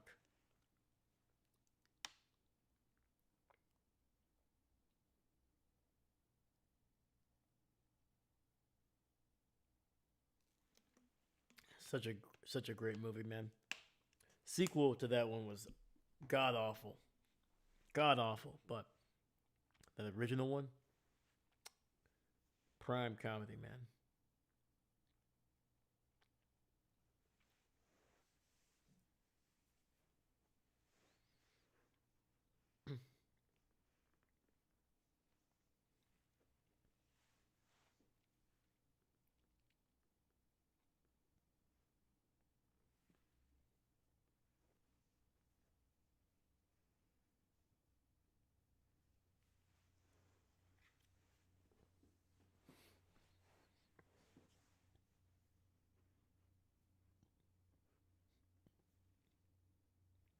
All right, let me look at the halftime stats here for this game. It's been a freaking weird one, man. I'll tell you that much. All right. So we got Baker 9 for 16, 47 yards through the air, no touchdowns, 1 interception. They have run the ball for 18 yards on 5 carries. Sterling Shepard is the leading receiver with 15 yards for on 3 catches. K. Dotton 2 for 14.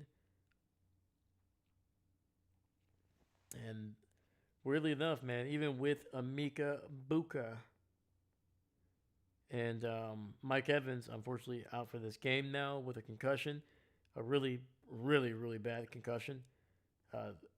Both of those guys have combined for just 1 catch for 4 yards.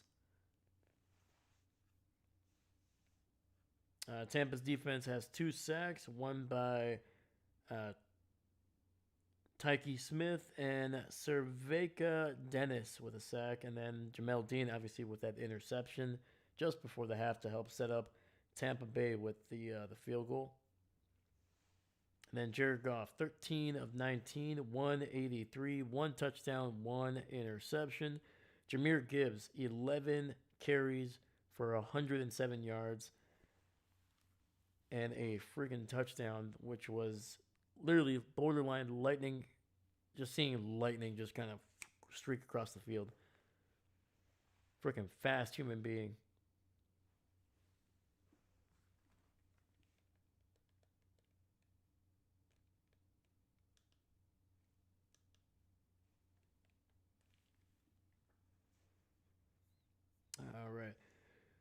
St. Brown, 5 catches, 87 yards, and a touchdown. Hopefully, he can double those numbers. Hopefully, in the second half. Jameer Gibbs, 2 for 54. Montgomery, 2 for 18. And we got a couple sacks on Detroit side. Jack Campbell with a sack. Derek Barnes with a sack. Arthur Millette with an interception. And then who else here? I'm trying to remember his name. Amik Roberts able to force a fumble that Aiden Hutchinson was able to recover.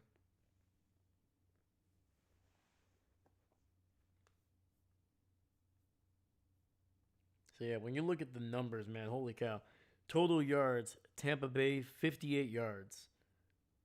And then when you go to Detroit, 275 yards, man, and it's surprising that they're only up by 11.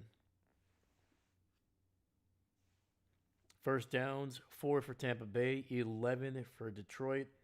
Both teams are just 1 of 6 on third downs. They've been god awful on third downs.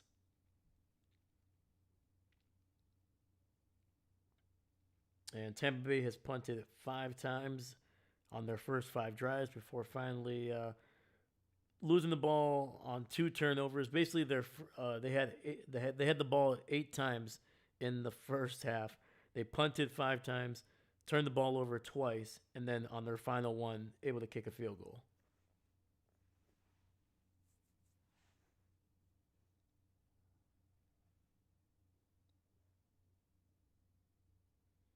Yeah. Each team has lost a fumble and thrown an interception in this game.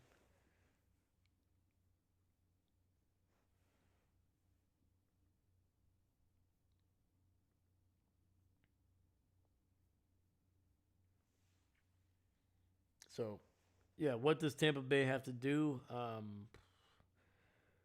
I don't know, man. It's been weird. You would think that their receivers would be able to get some separation. That has not worked, man. The pressure, I think, is what's helping. The pressure by Detroit's front seven has been able to basically force Baker to get the ball out quicker than he would want. Early on, he was still taking his shots down the field and they were being incomplete.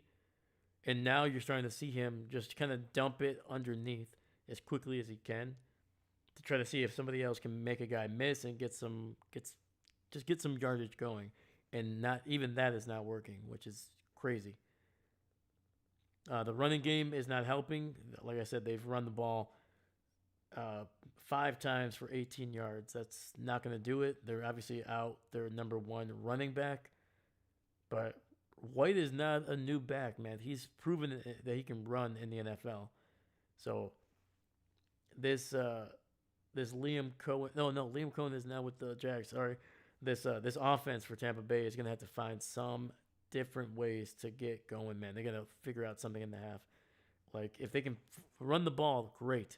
Do that, get something going. Baker will find a way to get his rhythm going with his receivers at some point, but you gotta force Detroit to honor something outside of the pass because that's all they're worrying about right now. Spurs at Mavericks sometime soon, according to the screen. Go Spurs! Let's go. Yeah, man. I've always had a special spot in my heart for the Spurs, man. Tim Duncan, Greg Popovich. But of course, I am a homer, like I always will be, so I'm going for Giannis and the Bucs, man. Let's see if they can get another title this year. Let's go.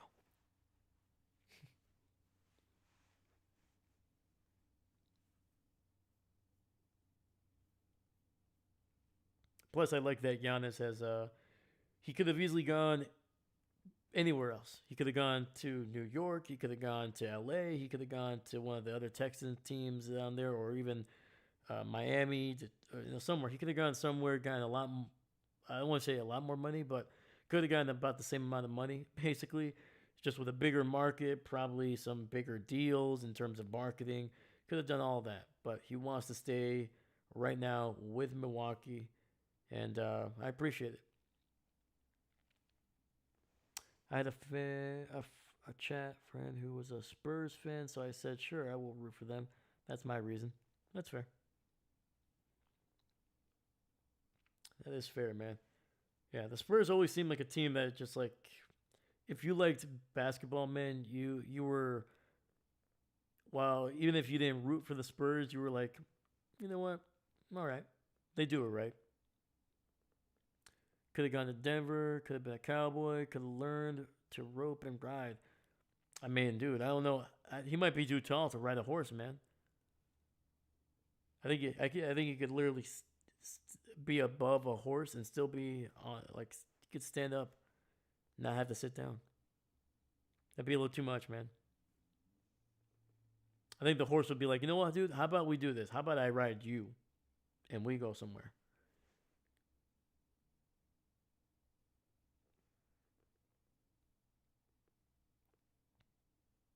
Seriously, Giannis might have a bigger stride than the horse.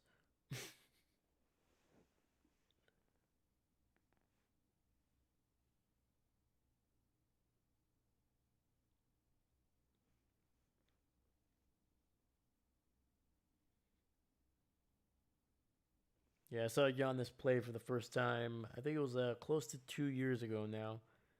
It was the first and I don't want to say the only time I've seen him, but we'll see if I can do that again. But yeah, dude, we had some great seats, um, and dude, just a massive, massive human being, dude. And there's a luckily for us, it was also a night that Giannis was not only fully healthy, but it looked like he was on, man, because he I think he finished that game with like it was I think it was like 4 or 5 jams, man, four or five dunks, and holy cow, dude, that dude is already tall, man, but when he decides to fly, yeah, it's like holy cow, man. I didn't know human beings that big could jump that far or that high. So I was making a reference to "Should Have Been a Cowboy" by Toby Keith. Choke, fell off the horse, and got trampled. Oh, sorry, my man. Sorry, my man. Um, Not a huge country guy. If I do go for country, it's usually the oldies. The oldies, like the Dolly Partons, the Johnny Cash. Um, I'm trying to think here.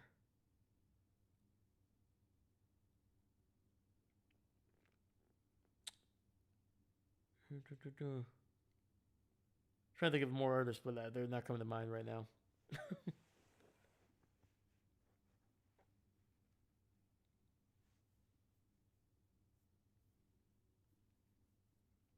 All right, looks like the third quarter is coming up here.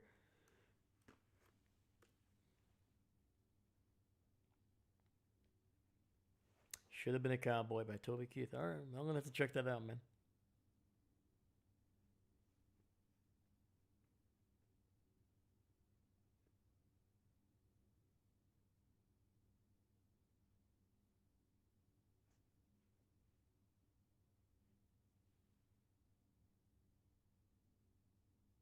It's okay. The song came out in 1993.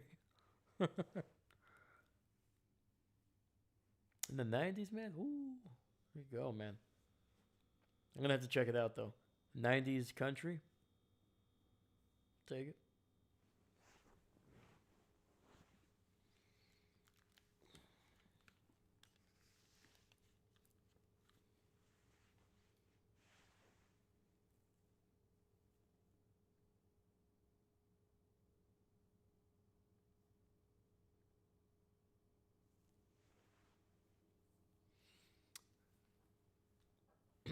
All right, looks like Detroit is gonna kick this one away.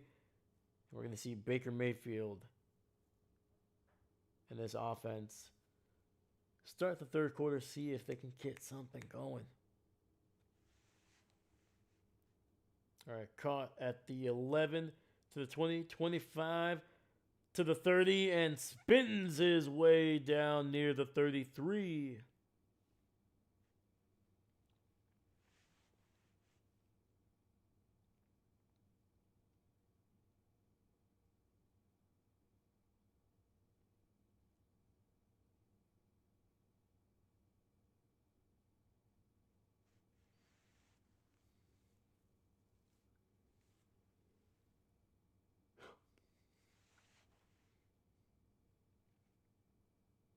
All right, Baker under center, single back in the backfield. And trying to establish a run game here. Piles moving. And he might have picked up 4 or 5 there.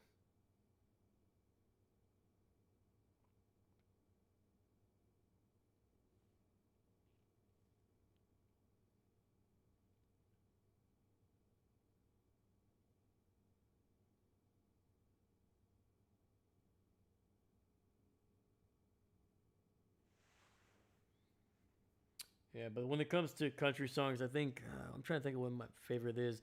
I mean, "The Devil Went Down to Georgia" is a classic of any genre. To be honest with you, one of the greatest songs of all time. All right, Baker play action, pressure, throws it down the field, and he finds.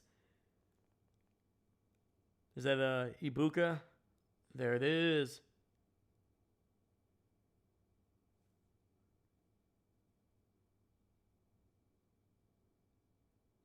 Ooh, just a deep crosser, man. Running towards the right, running towards the left sideline. Sorry, not the right, left sideline. All right, 1st and 10 ball at the 46 of Detroit. Hands it off to White, going to the right side, and he will get it down near the 39, picking up about 6 yards, 6 or 7 yards there.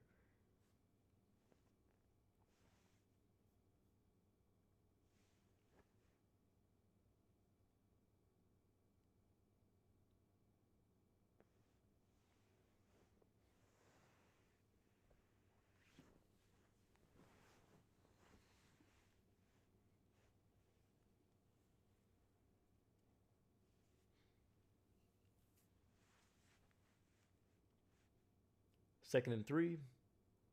Ball at the 39. Baker. Play action. Trying to throw it. Will release the ball to the left side, and that's going to be incomplete.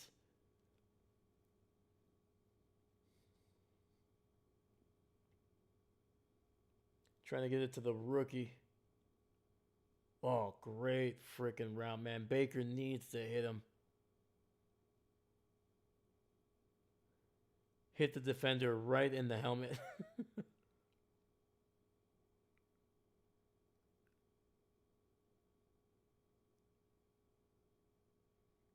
All right, 3rd and 3. Baker delivers a throw to the right, and that'll be a 1st down. Great catch there by Johnson. Actually, no, that's not Johnson. Forgot Johnson's 15. Shepard with a great catch.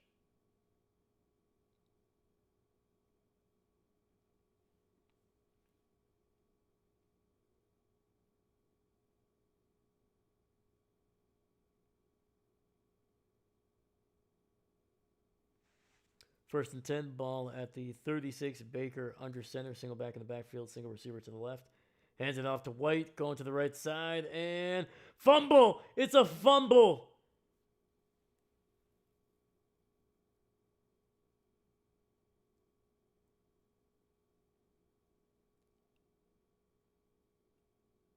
Let's check it out. Let's check it out.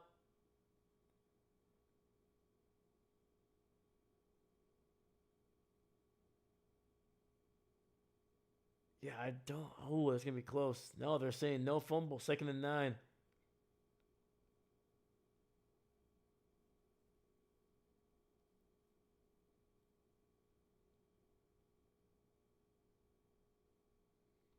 And it's going to be a false start on the right tackle there, Charlie Heck.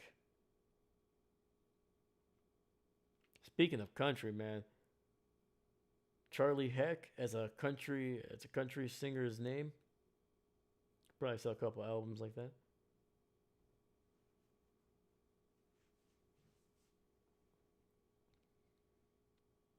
All right, 2nd and 14 after the penalty. Baker in the shotgun, running back to his right. 2 receivers on that left side. Gets it out, and it's batted right at the line, man. That has been happening all freaking day.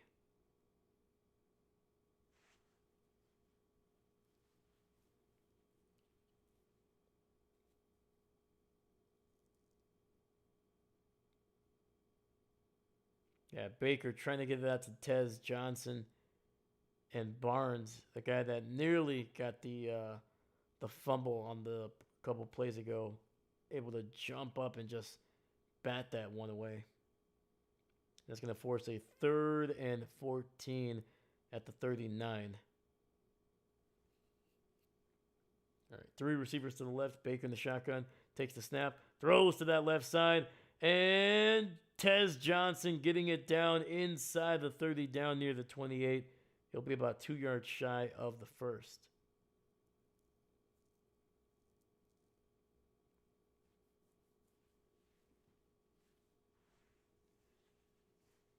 And from the looks of it, Tampa Bay not going to go for the field goal. They're going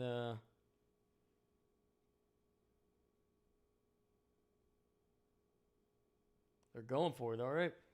Single receiver to the left. Fullback running back in the backfield. Handoff. White picks it up.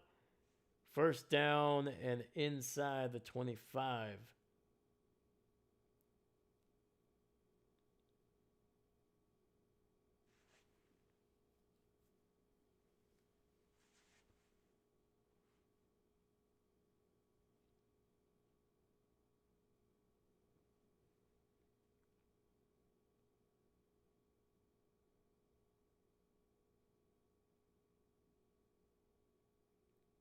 All right, Baker under center. Single receiver to the left side. Looking, dumps it underneath. And Tucker able to pick up 2 yards. That's it.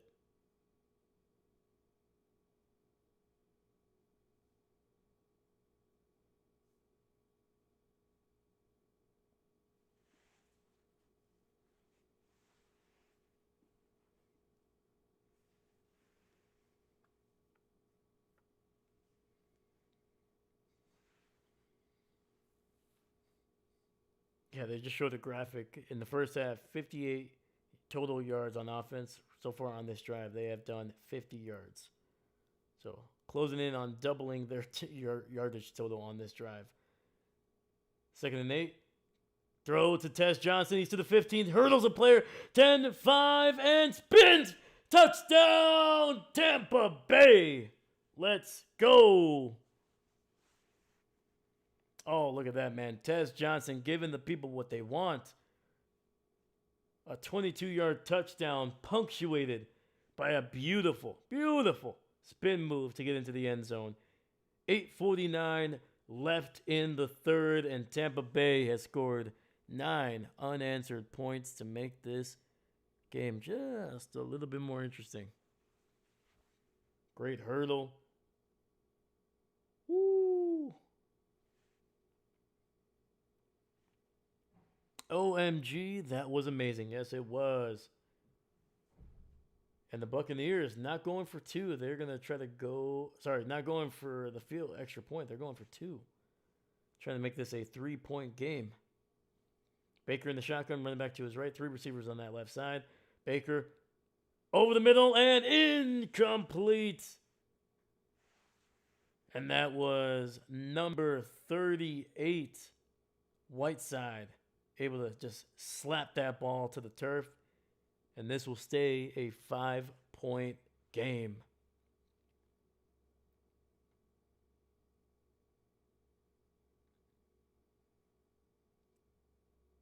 I mean, if you're Kate Otten, dude, you gotta don't try to shrink. Go after the ball. Dive forward for it, man. Come on. Come on. That's how you spin. That's how you spin right there, man. Dang right.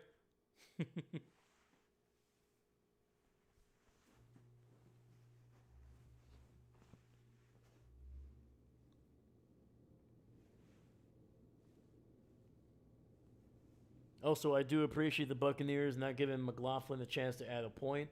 That helps me out in fantasy. Yeah, let's just honestly, we should tell McLaughlin that he can take off the pads, he can take off the shoes. We don't need to kick today. No. We're going for 2. We're going for it on 4th down. We're not. If it's not a punt, we don't need a kicker. We don't need anybody kicking the ball today.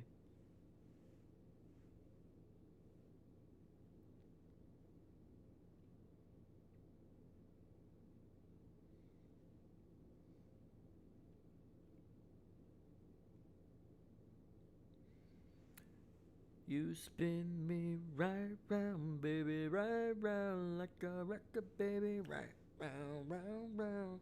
You okay? I'll stop right now. Otherwise, this is gonna turn into a sing along for a while. You know. But hey, you guys can dance if you want to. Yeah, you can even leave your friends behind. Because if your friends don't dance, and if they don't dance, then they're no friends of mine. S S S A A A. What? Safety dance? Fine. Don't judge me. Don't you dare judge me.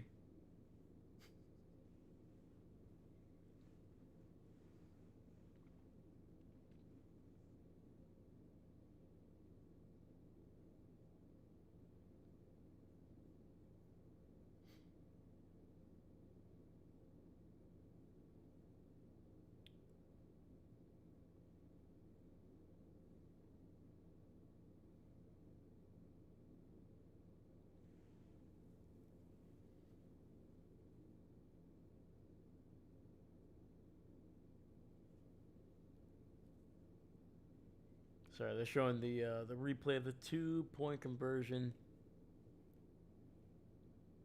Yeah, that was just a great play by Whiteside, man.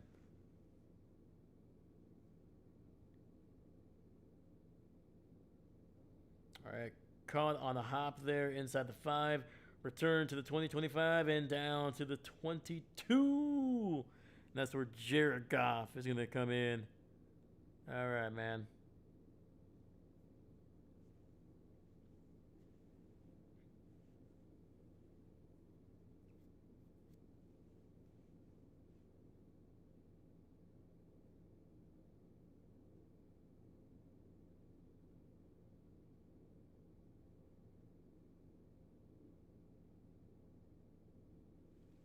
All right, 1st and 10, ball at the 27 there. Hand off to Gibbs, and he's going to nearly broke loose. Got it to the 32, picking up about 5 or 6 there. Safety dance, hammer dance, cha-cha-cha, slide. I have no business attempting any of them. That's fair. Yeah, dude, the safety dance is a weird one, man. It's like a weird, like jerk of your body. I was like, no, man, I can't move. If I move that suddenly, I might be stuck in that pose. I might like snaps like a tendon or something. I don't know. Probably a hamstring. It's gonna be a toss to the flat there. I believe that was Laporta with a nice little catch. One of his few catches in this game. I think that might have only been his second.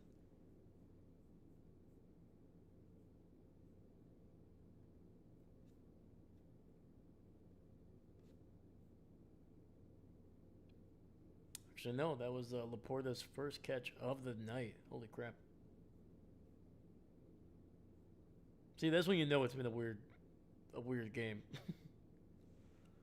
All right. We got 3rd and 2, ball at the 35. Goff, play action. Gets it out to the backup. I believe that is Brock Wright picking up a 1st down.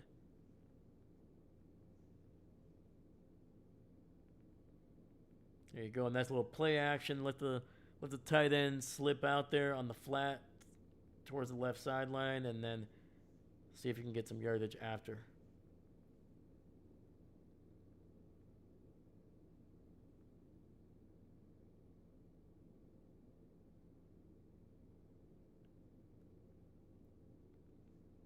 All right, Goff under center, single back in the backfield. Toss to Jahmyr Gibbs. He's got some room to the 45, to the 40, and finally taken down at the 35.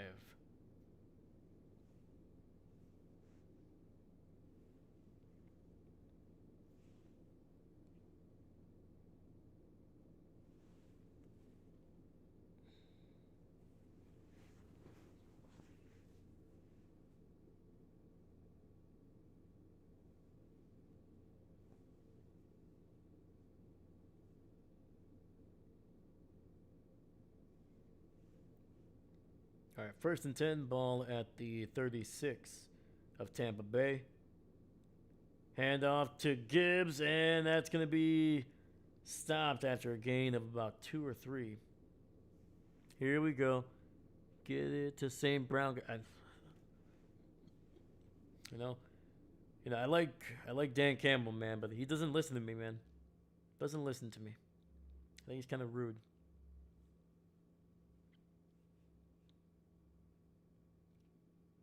Dan's like, he's like, I can't just throw it to one guy every time. And I was like, yes, you can. Don't worry about it.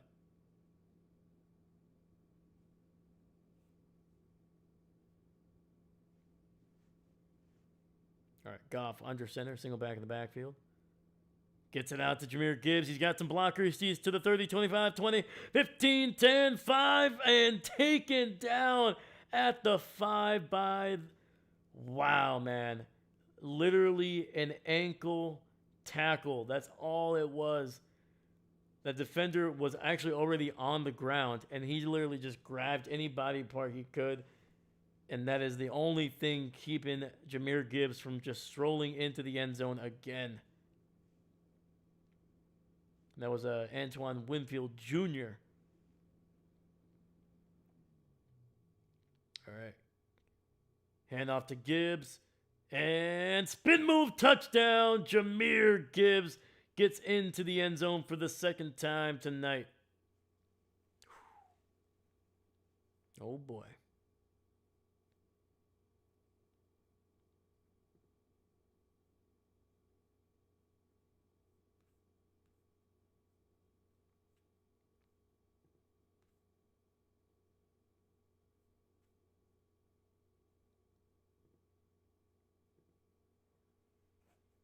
Look at that. Look at all these spin moves right here, man. Look at this. Jahmyr Gibbs gets caught behind Penei Sewell and then just does a nice little spin move to get free and rolls his way into the end zone. And Jake Bates tacking on another point there, and that'll be Detroit, man, taking a 12-point lead about midway through the third quarter here. Sorry, I was watching Penei Sewell try to slap somebody's helmet off. All right, we got 5:39 left in the third.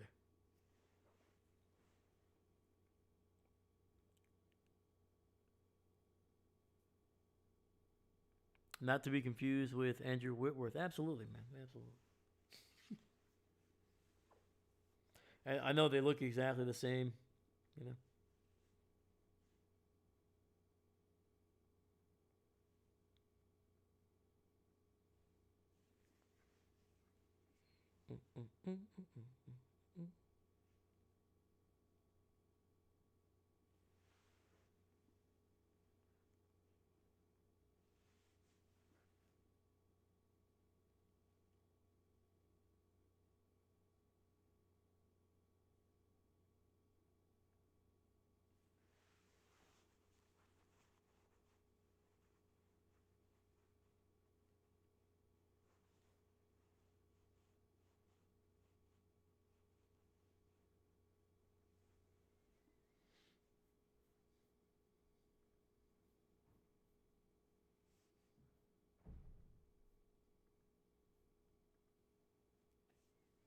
Steve, thank you. Detroit, just keep going like this until the end of the game, please.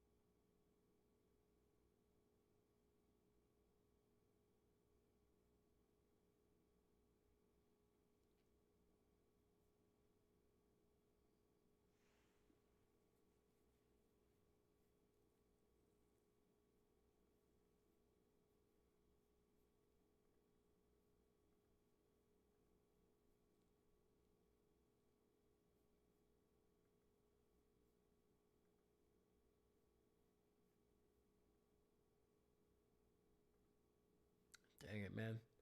Okay.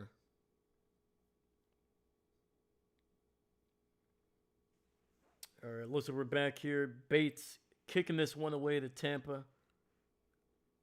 It's been rough sledding for the Buccaneers here. They catch it right at the 1. Trying to get it past the 20 and get it down near the 21. That is the other Johnson, number 19.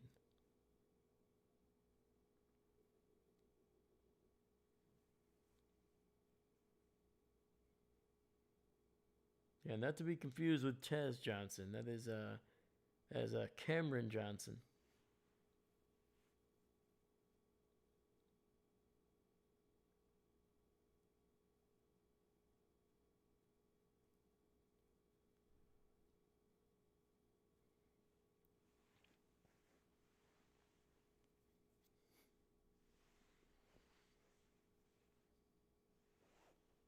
All right, Baker, play action, rolling to his left, gets it out to White, and that it will be a pickup of 1, maybe.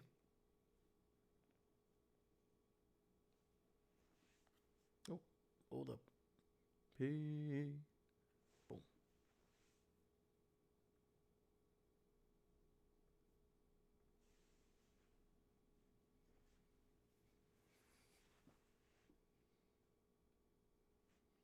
Yeah, Jahmyr Gibbs already over 200 yards from scrimmage, dude. He has been just dominant tonight. Baker in the shotgun, 3 receivers on that right side. And he hands it off to White. And he will pick up about 6 or 7 yards there, down near the 27-yard line.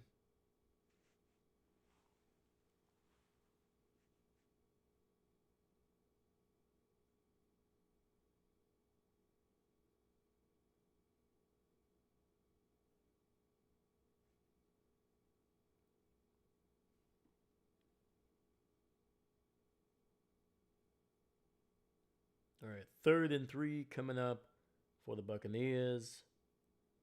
Baker in the shotgun, running back to his right. 3 receivers on that right side as well. Now he rolls to his right, throwing it deep down the field, and that'll be incomplete. Trying to get it to the rookie, Ibuka.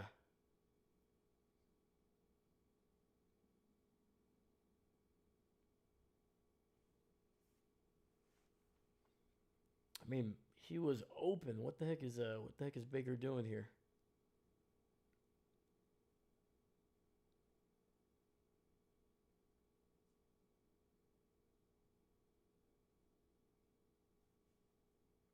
Yeah, I think that was on Baker, man, because he threw it towards the inside where the safety could have made a play, and Ibuka smartly trying to flatten that thing out towards the right sideline, where there was more.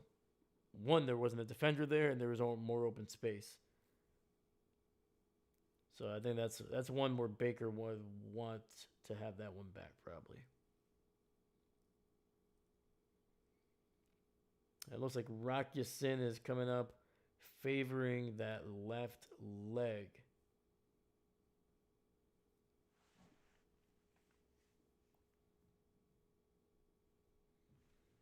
Also, there's a penalty on the punt here, so we'll see what the call is. It looks like it's going to be on Tampa Bay. Right now, the refs are talking to Dan Campbell.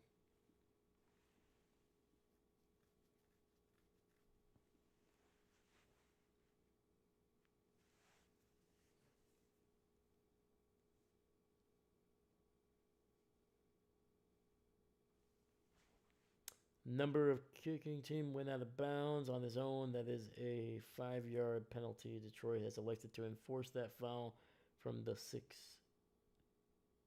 spot. First down, timeout. Okay. So just tack on an extra 5 yards to the end of wherever that punt was downed.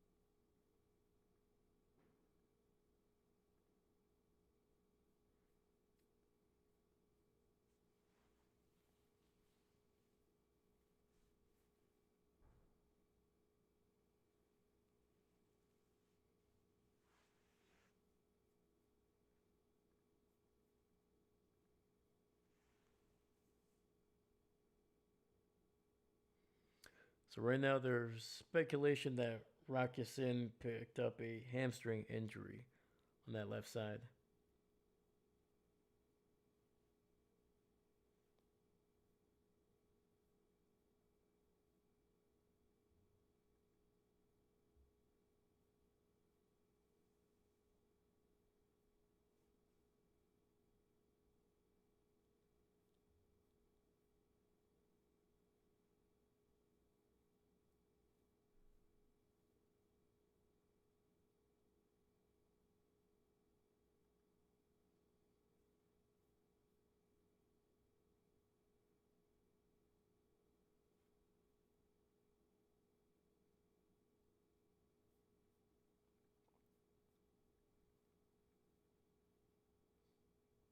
It seems like that's the only injury update that we're getting right now.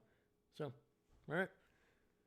Yeah, no. Right now, Detroit is they have a chance to basically put this game away pretty early, man. It doesn't seem like the Buccaneers offense is going to wake up at this point. They really haven't shown really much in the passing game, man. Ever since Mike Evans went out, man, it's been even less explosive than it was, and it wasn't even that great before then. Jared Goff pressured, throws it away, and incomplete.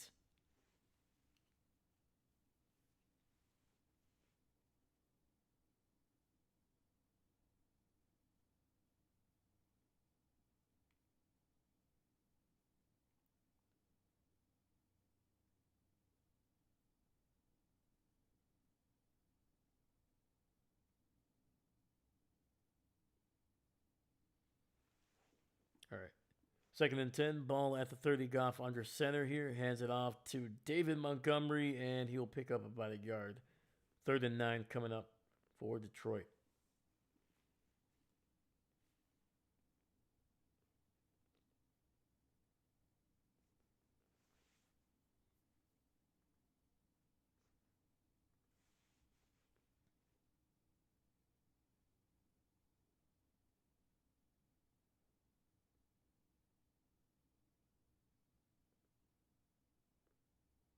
All right. Goff in the shotgun, running back to his left. He's got two receivers spread out on that right side.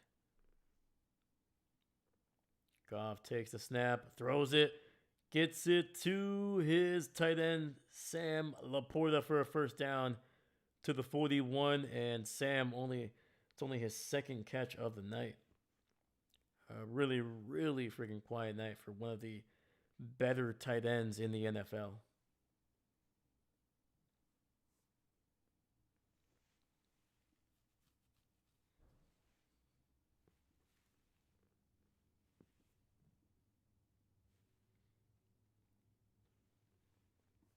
All right, we got about 90 seconds left in the third. Toss to Montgomery, and he will fight his way for about 5 yards down to the 46. Laporta El Porto.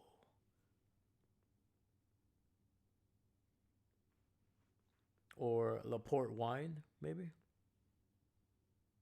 Right, that's a wine, right? A port wine? Port?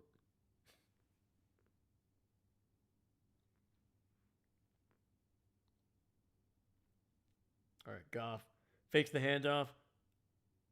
And he gets it out to, I believe that is Sam Laporta, picking up almost what they needed to pick up a first down. It'll be 3rd and 1 coming up. Throw it to St. Brown. Come on. I know he's getting open at some point.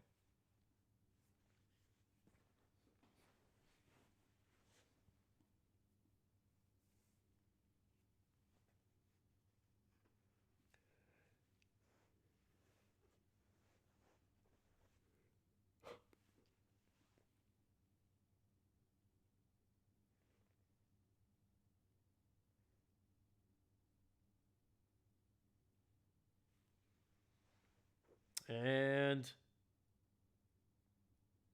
uh-oh. Looks like it's going to be just short.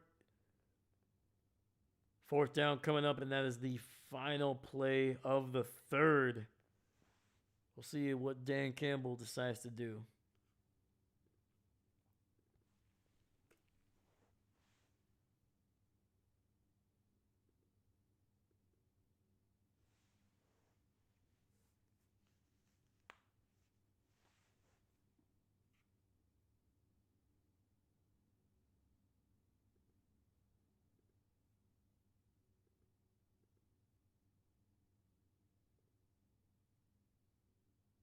Also, does this look better? Yeah, there you go.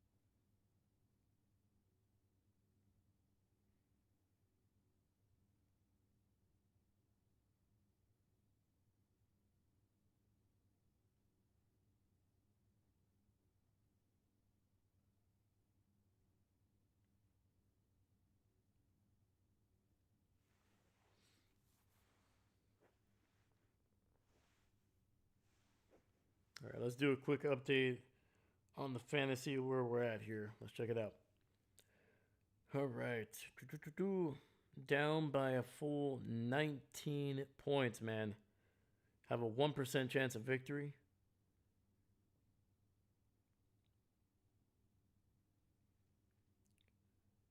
Goff has 10 points. He's lost 4 because of turnovers. St. Brown, almost 20 points, man. Not bad. Mm. Unbelievable. David. Laporte wine works. Hey, there we go. Let's go. Sorry, man. I missed the chat. My goodness.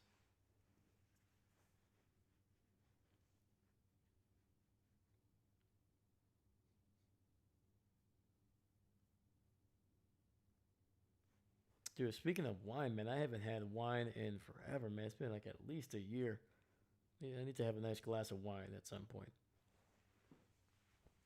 It's going to be a little end around, and St. Brown pitching it to Gibbs, and that'll be a first down. Is that considered a pass?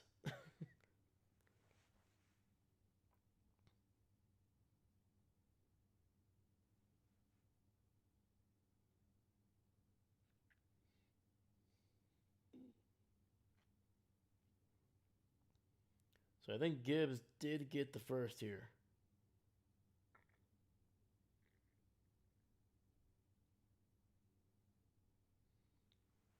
All right, 1st and 10. Ball at the 49 of Tampa Bay. Goff, play action. Dumps it underneath to Khalif Raymond, and he will pick up about a yard, maybe 2.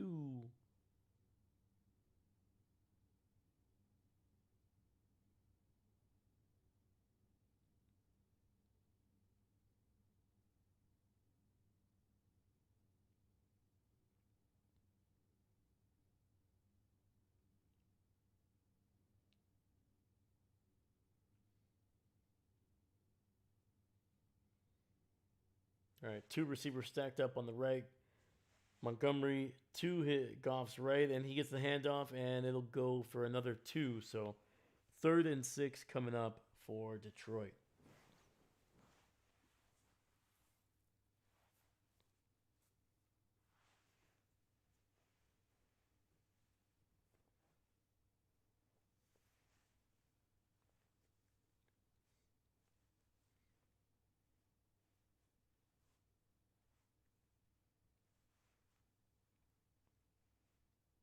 Goff in the shotgun, running back to his left. He's got a single receiver on that right side.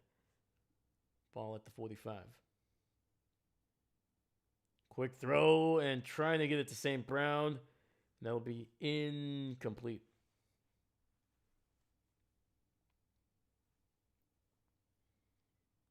I feel like Goff was just a little bit late on that throw.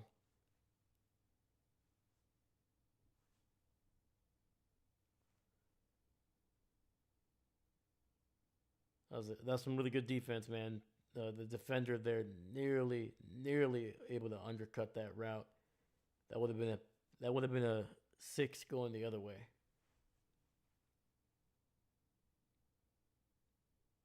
Punt is away, and it'll be fair caught at the 11.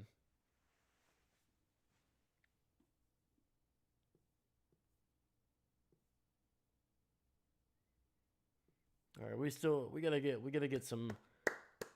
a score here by Tampa, man. We gotta make this game a little interesting here in the fourth. Hopefully, it's a quick one too.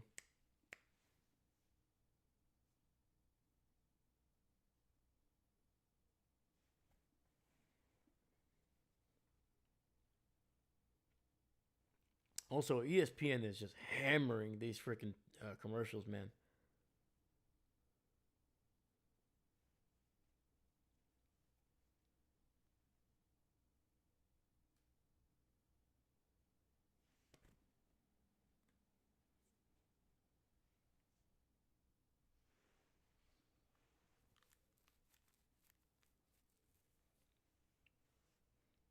Don't forget, coming up next is Houston at Seattle. There, it's the Who Sees Bowl.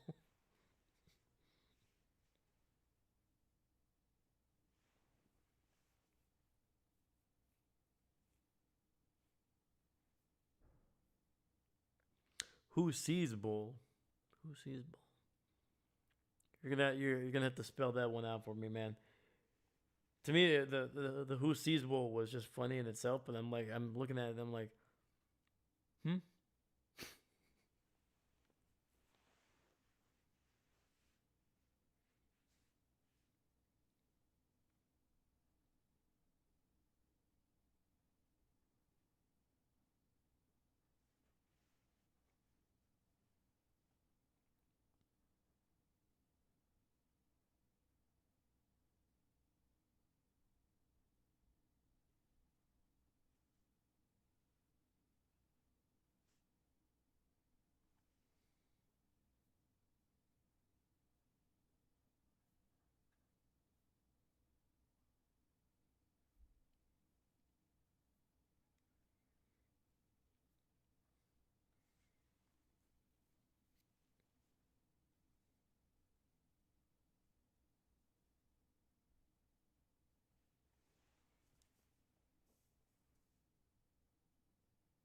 Ah,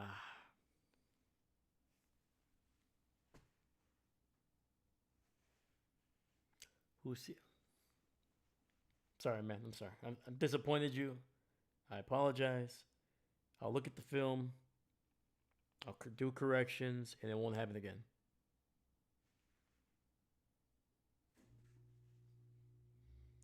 Baker throwing it to K-Dot down the right sideline across the 30 down to the 31. First down, Tampa Bay.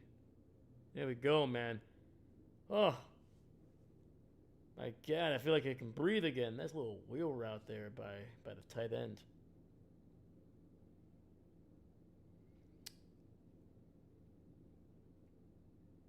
Also, K-Dot, just one of the few guys that plays a skill position that does not wear gloves. I like it. Play action, looking, throws, and incomplete.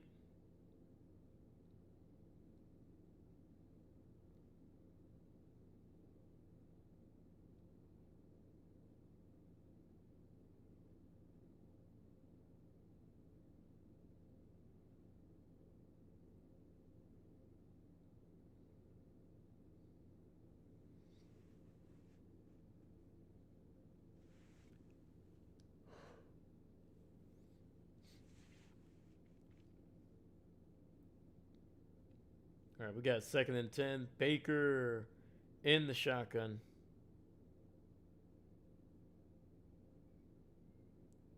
Pressure gets it out to Ibuka, and he'll pick up 6 yards, setting up a 3rd and 4 coming up.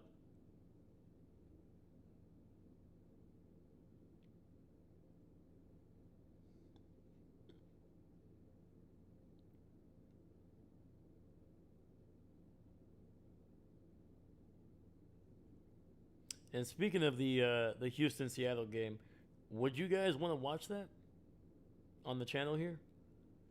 The only reason I didn't really see doing it is just because it was going to be such a late game for most people.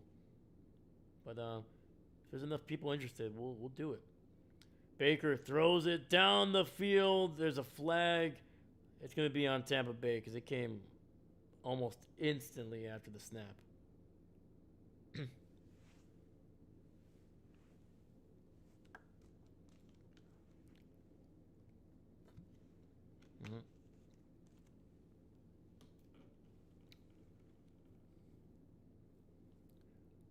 So it was an illegal shift, but Detroit's going to decline it, and it'll be 4th and 4 coming up.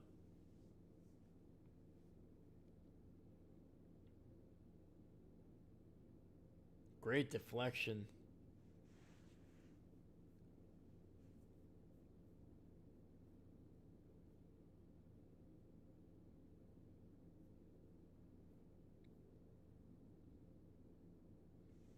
All right, 4th and 4. Tampa Bay going for it on their own side of the field. They got 37. They have the ball at the 37. Baker running, catching it, and it's going to be very close to a first down. K. Dotton reached for it. It just did his knee touch before he could fully extend that ball. Because if his knees stayed up, man, it was a first down. Let's see. Let's see. Oh, down. Oh. I mean, it's right at the marker. I think that has to be a first down.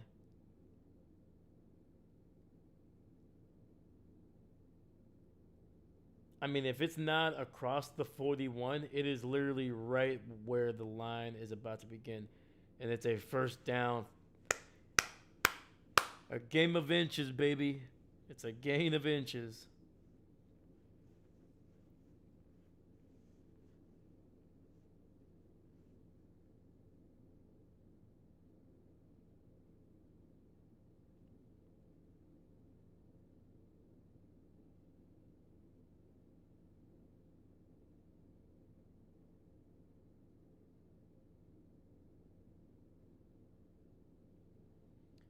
I think, is Dan Campbell going to throw a challenge flag here? Pick six, please.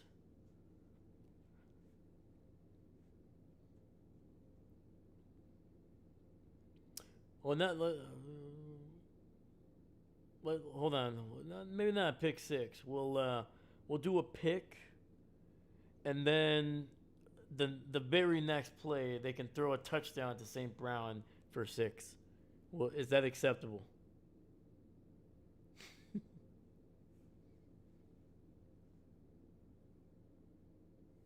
It's not a pick six. It's more of like a pick and 6. You're kind of squeezing that extra word in between them, but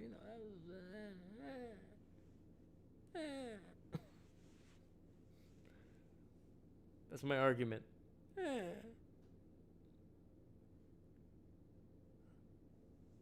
Your Honor, my argument is a squeaky door hinge.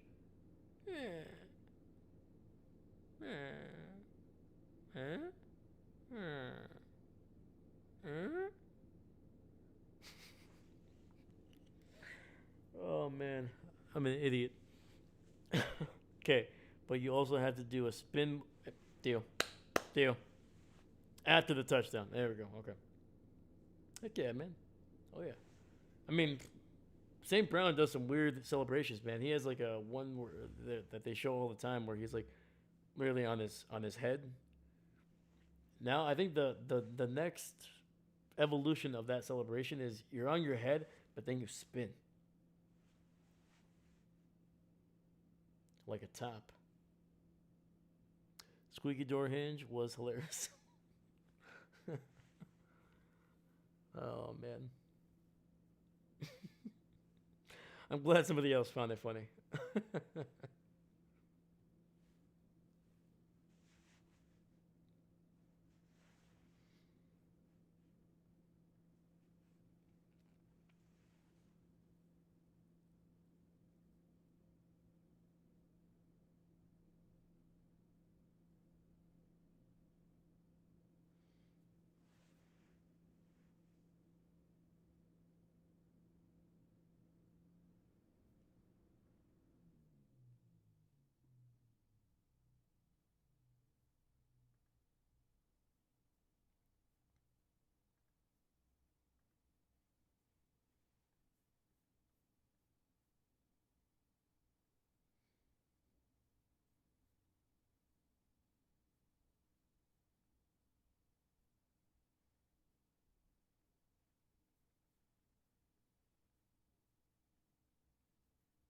Where the heck are we? There we go. Jeez. I have way too many freaking tabs open right now.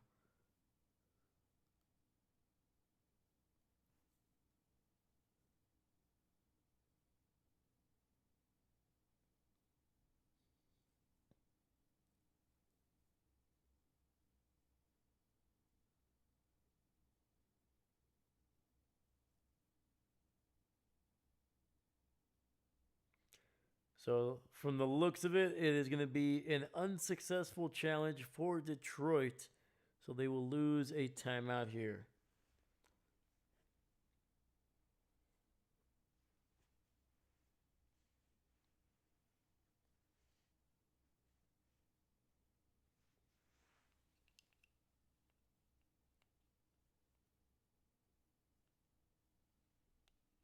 Oh,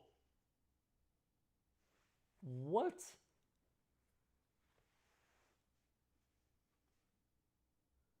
They just they just changed the ruling.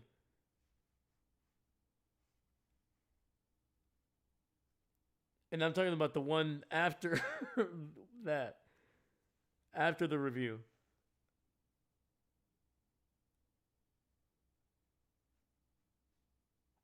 Okay. Because not only was I getting it from Twitter, but I also literally just heard it from Joe Buck and Troy Aikman. They said that, oh, it's been confirmed. It's a first down.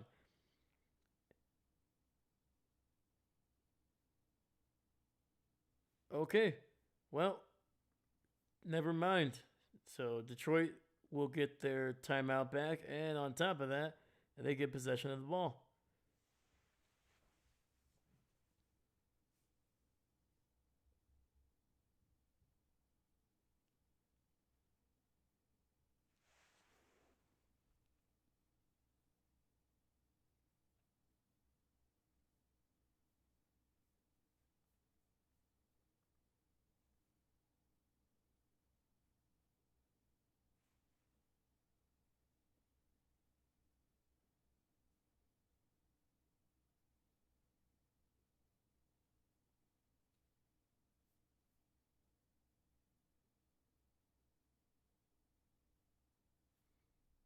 Someone check went through. Cough, cough. All right, first and 10. Toss to Gibbs, and that goes nowhere. Literally getting bear hugged by Vita Vea to the ground. Which actually doesn't sound that bad, man. Like, you see Vita Vea, man? He's like a big guy, man. He's a big Hawaiian guy. Not Hawaiian, Samoan guy. Yeah. I'd let Vita Vea hug me, man. He seems like a big fuzzy guy. Be like, come here, big guy. I'd be like, all right. Get out of here. Get out of here. Come on. I'd be like, no, get off. All right, there's a Tampa player down on the ground. I'm sorry, guys. It's a weird Monday. The game is kind of in a standstill here, so I'm just trying to find funny ways to kind of keep myself awake. Hopefully, along with you. All right, so we're going to a commercial break while they check on the Tampa Bay defender.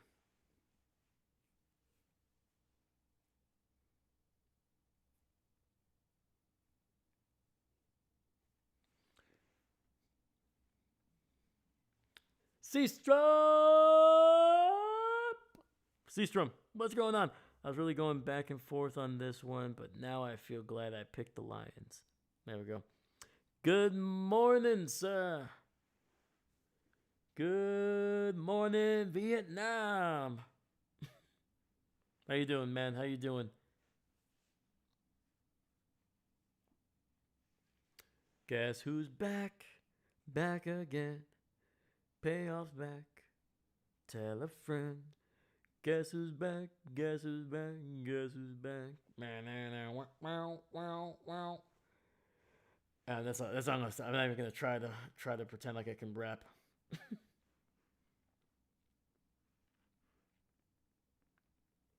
YouTube might shut down the video if I try to do that. And it's not even like a copyright thing. They'd probably be like, that is a crime against humanity, and we are going to take you off the platform. And that would have been like, fair enough.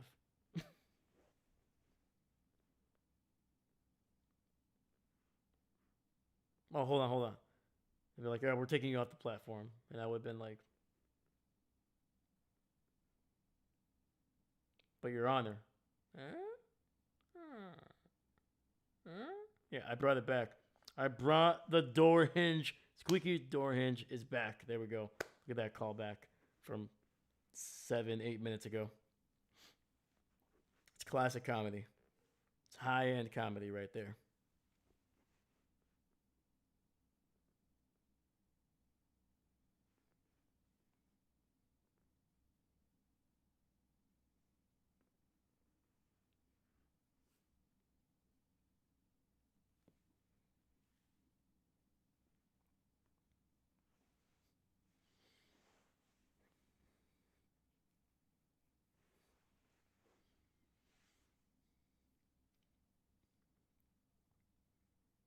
All right, Hassan Reddick is being helped very gingerly to the sidelines. Jared Goff running, and he gets sacked.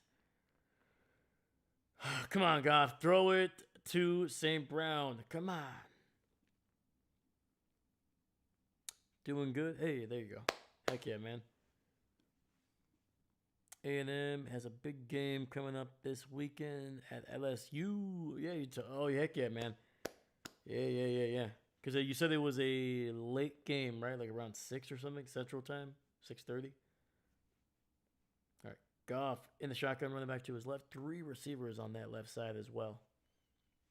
Yeah, I'm going to try to see that game, man. I'm going to try to see that game. Goff looking, delivers a throw, and incomplete. Well, you're trying to throw it to Jamison Williams. That's why it went incomplete, man. Come on. Yep. Heck yeah, man. Oh, yeah, dude. LSU, the Aggies. That should be a good game. SEC, right? They're both in the SEC still. David, roll tide. Also, go A&M over LSU. There we go. All right. This 58-yarder by Jake Bates. This would tie his career high that he set last week. He is... Oh! It goes in off the left upright. I was literally saying he was 0 for 1 on the day and barely got it. Baker is like saying, he's like, dude, that did not go in. Let's check it out. Oh, it barely went in, dude. It barely went in by about 2 yards at most. It went in and it just snuck in.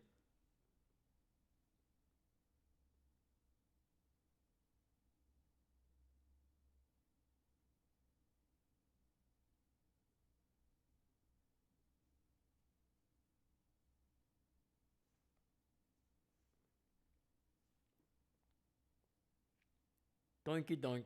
That was a weird dude. Something's up with Jake Bates' kicks, man.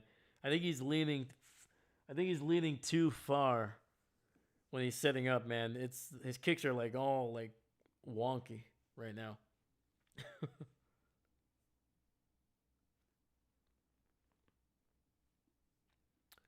Doesn't matter if your kick goes in by an inch or a mile.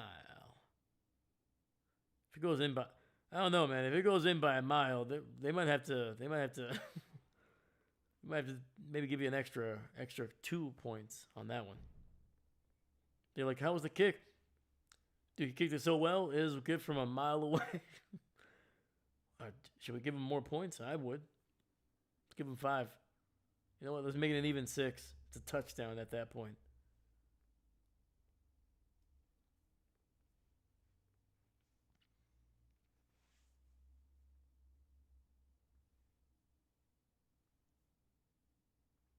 And I should probably add the field goal. Sorry, I'm making jokes. Sorry. Jesus. There we go.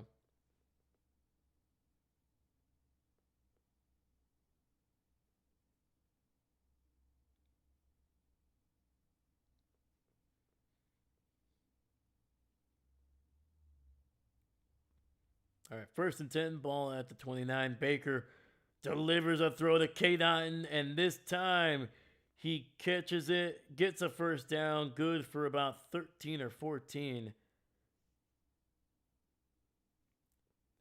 Seems like K. Dotton is the only guy that has been able to find success for Baker Mayfield. We got 9:48 left in the game. Baker throwing this one, and that'll be incomplete, trying to get it to White.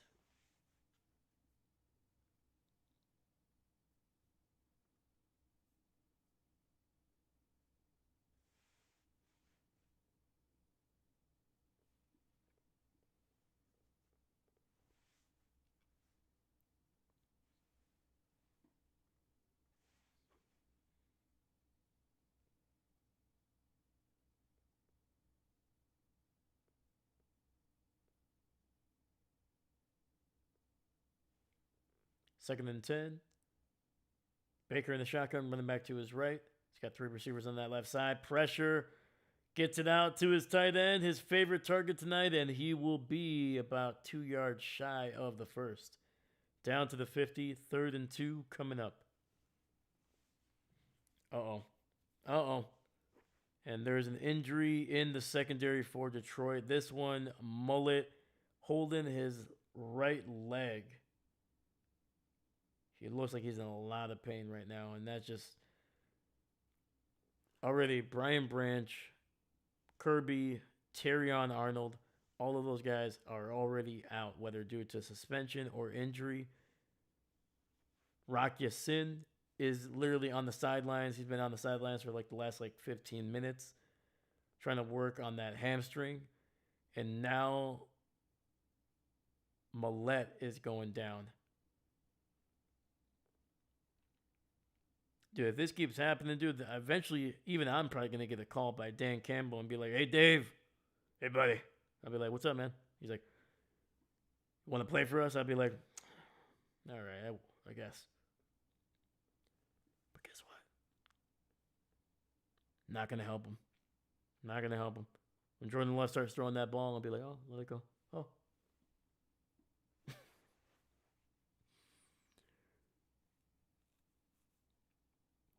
I don't know if my comedy is landing today. It's been weird. I'm not going to lie. But hopefully it's landing for somebody. All right. Steve, I am proud of you. Detroit, today you exposed this team and Baker Mayfield on national TV so people will understand the truth. Oof. What did Baker do to you, sir? What did Baker do to you? It's going to be a run to the left, and it's going to be very close to a first down.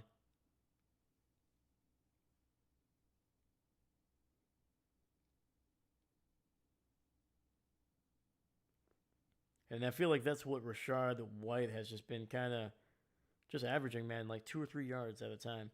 Baker takes the snap, throws it deep to the left, and overthrows his receiver, man. That's trying to get it to Tez Johnson. Baker's been off tonight, man. Baker has definitely been off tonight. He's overthrowing his guys by like a foot to, not just by a foot, sorry, about a foot or two, almost every single time.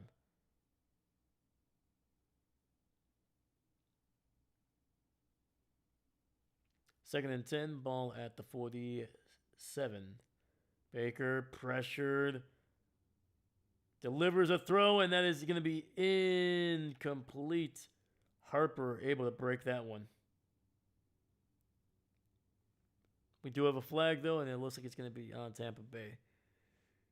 He set the over to the wrong temp. Oh, there we go. Yep, man. He's burning these routes, man. A little too much heat.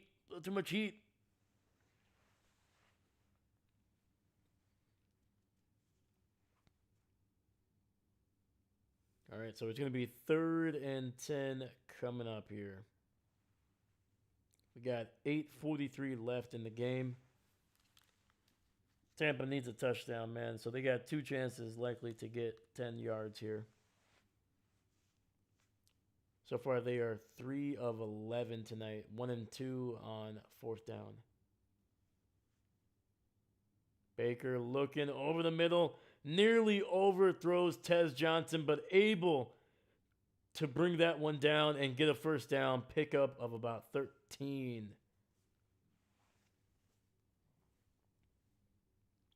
Also, Baker just throws the freaking ball so freaking hard, too, man. Jesus. All right, ball at the 35. First and 10. Baker looking. Dumps it underneath to Rachaad White. He's got a little bit of a blocker and going to get 3 yards down to the 32.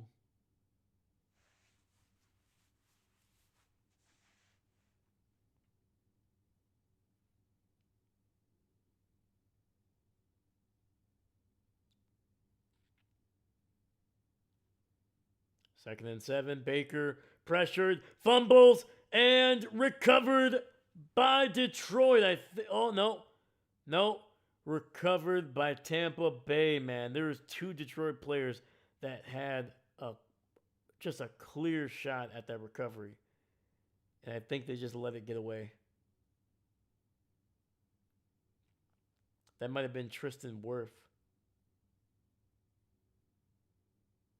Yep, great punch out. Yeah, Robertson has a chance at it. Then Big 91 has a chance at it. And then finally Tristan Wirth's able to just fall on it.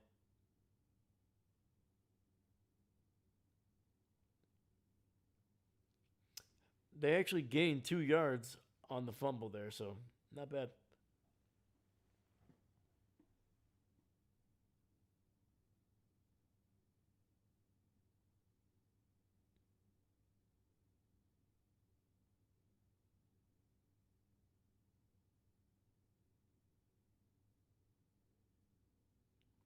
I think Dan Campbell is talking about the spot of the ball. So he's throwing another challenge flag here. This is his second one.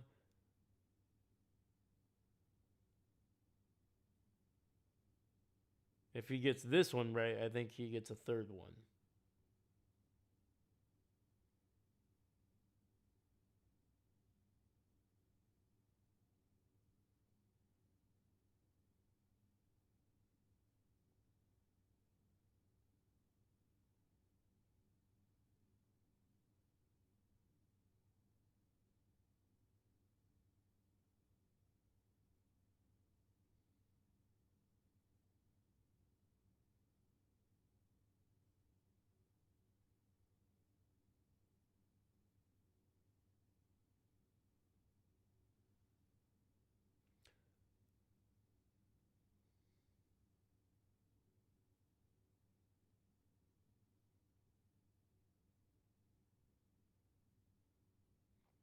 It's hilarious seeing these big giant guys trying to corral this ball, dude. It's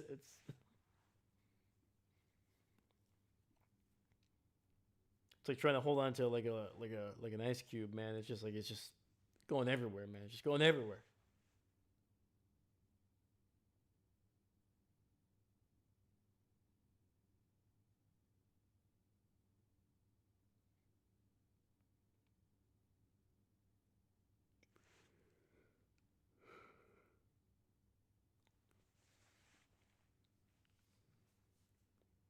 After review, the runner did in fact fumble the ball, but it was recovered by an offensive player in the advance of the recovery. We are going to charge Detroit a timeout for an unsuccessful challenge, and they are out of challenges now, and they will lose a timeout.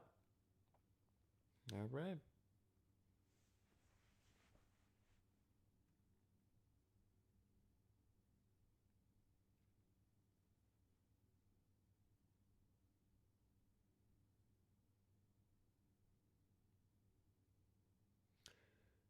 Third and 5. Baker in the shotgun. 3 receivers on the right side. Rachaad White now motioning into the backfield to his right. Pressure. Throws, and this one incomplete, man. Immediate pressure by Aiden Hutchinson.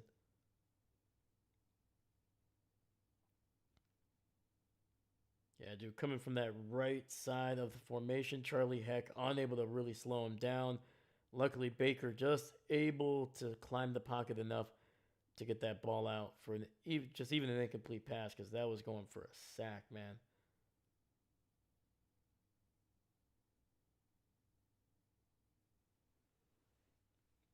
All right, 4th and 5 coming up here.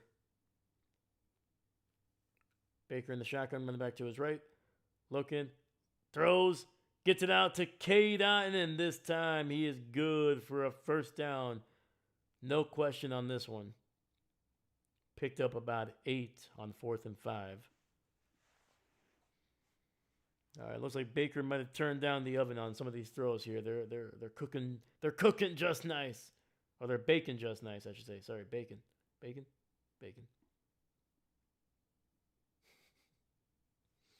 Gets it out to Sterling Shepard for a gain of about 3 there. So 2nd and 7 coming up.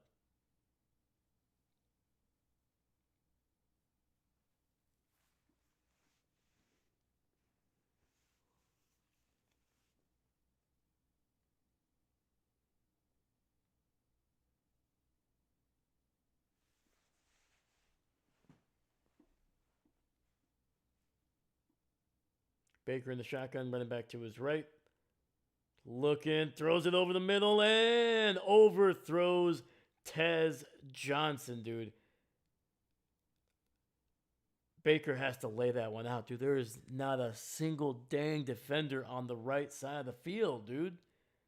Lay it out for him. Lay it out for him, dude. You had him. You had your guy. The safety freaking went this way.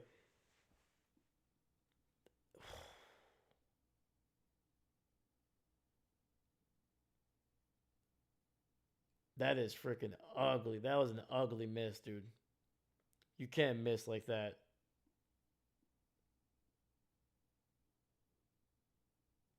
All right, Baker takes the snap, looking, dumps it underneath, and he gets it out to the other Johnson. There's a Cameron Johnson, I think. Only picks up about 4 yards. It'll be 4th down now. Why do I keep thinking 17 is Johnson? It's Sterling Shepard. I'm not going to lie to you. I keep on forgetting Sterling Shepard is on this team.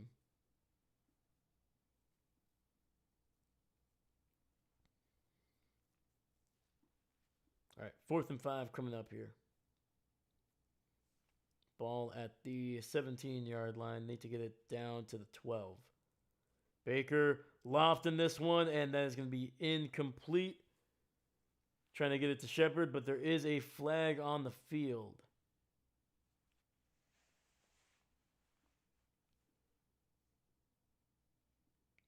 Going to be on Detroit, and Baker in this offense, man, catching a break.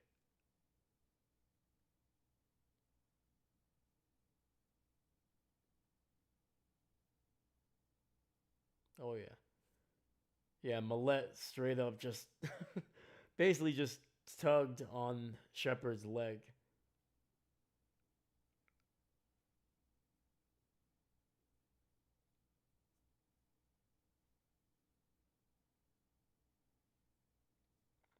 All right, we got 5:20 here. 1st and 10, automatic first down on that penalty. And the ball at the 14. Baker in the shotgun, single receiver to the right.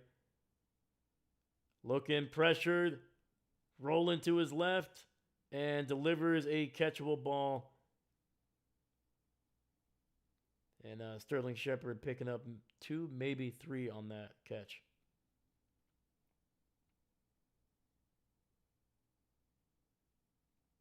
Dude, Aiden Hutchinson is just eating Charlie Heck's breakfast right now, man. That just absolutely just manhandling him on that play.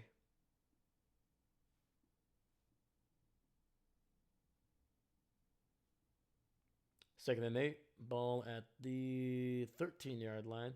Baker lofting this one over the middle. Incomplete. And missing Ibuka, who was wide freaking open, man. Baker has been overthrowing his guys all night. This one an underthrow. Luckily, it's not picked off. Throwing off his back foot.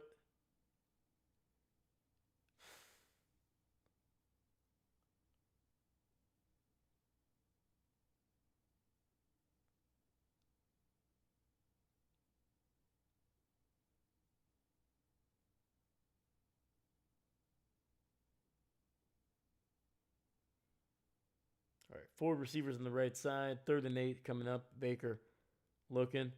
Throws to the left and incomplete. Trying to get it to Rashad White and Jack Campbell making a play.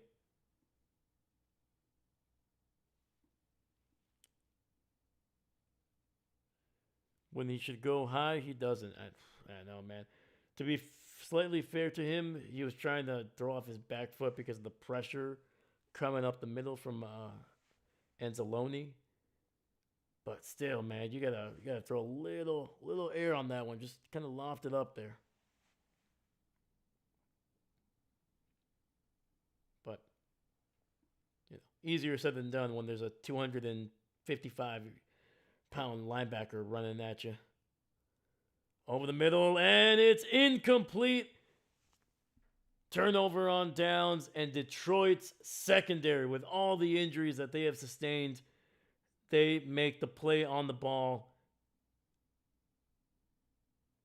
And it's been a rough freaking night for this Tampa offense, man. By far their worst offensive performance of the season.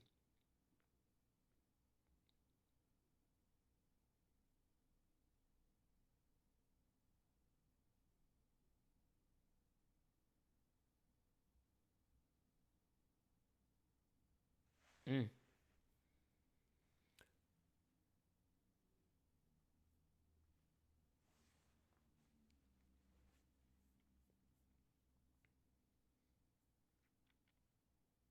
All right, Goff gonna hand this one off. Something tells me they're not gonna be throwing it to St. Brown these last couple minutes.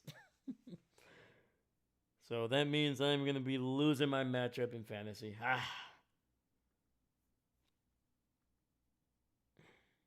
Dang it. Pick 6. Look at that, man. Dahlia calling for a pick 6. David, what have you done to this chat?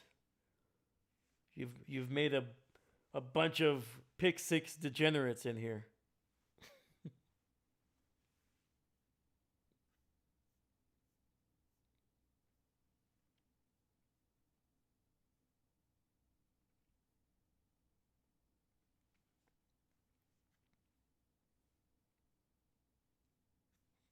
And Tampa did use their first timeout here, so we'll knock that out. All right, we got Jared Goff under center, tight end, and running back in the backfield. Hand off to Montgomery, and he's good for about 2. Across the 15, down near the 16. I'll allow it.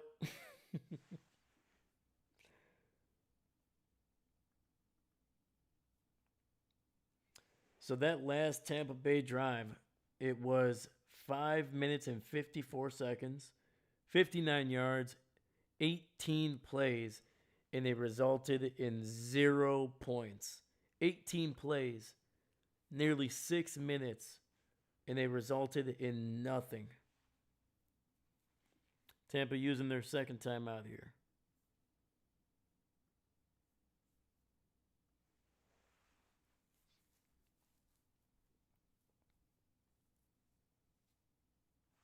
That is a rough one for Baker Mayfield and this offense.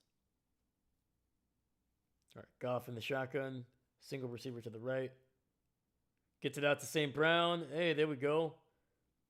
Lost about a yard or 2, but picked up a reception, so I'll take it. 18 plays is a legal drive.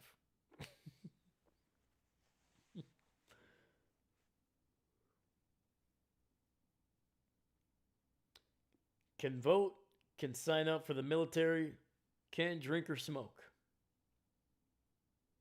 Or rent a car, either. This country is weird, man. I'll tell you that much.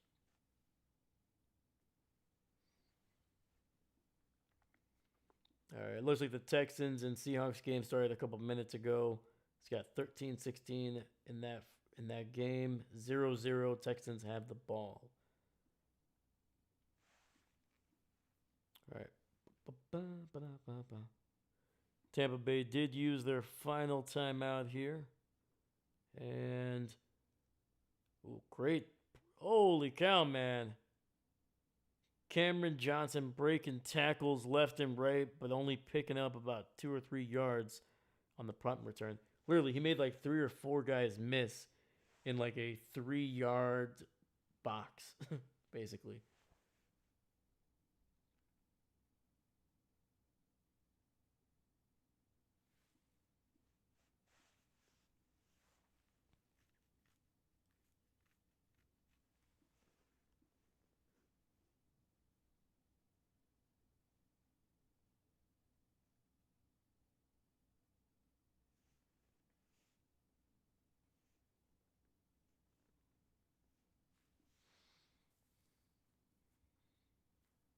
First and 10.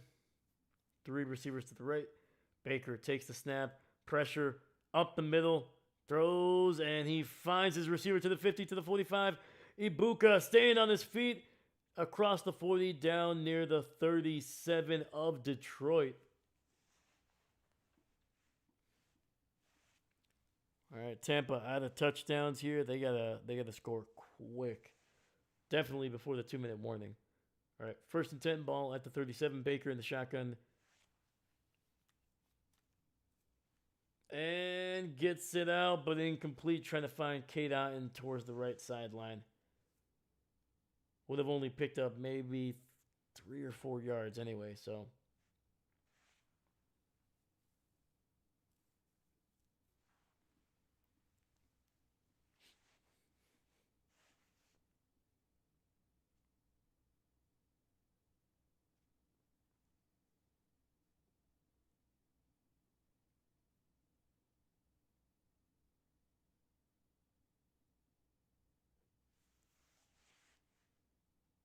Second and 10. Baker looking, pressured. Down he goes for a sack back at the 49.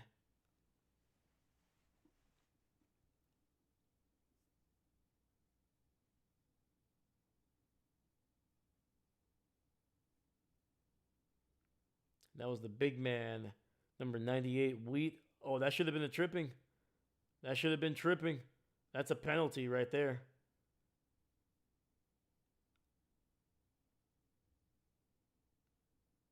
That's a missed call, man. That's a big missed call, too.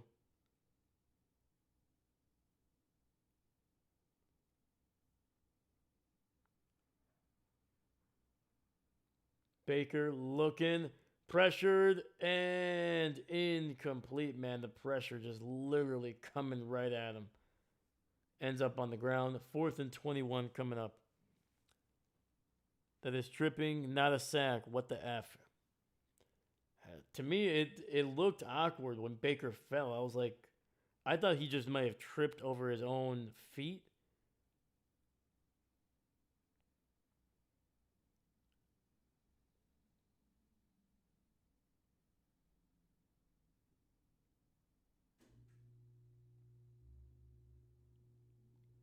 All right, fourth and 21. This is basically the game here. I don't think Tampa Bay is going to have another opportunity. Over the middle, and it's going to be well short of the first, man. Not even close.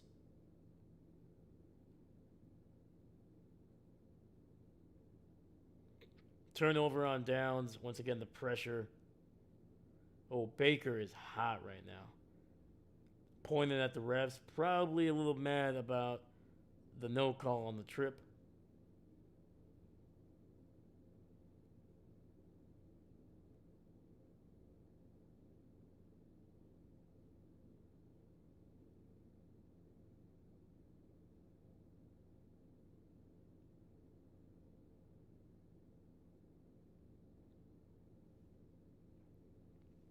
Would it be a sack if you were tripping balls? Oof.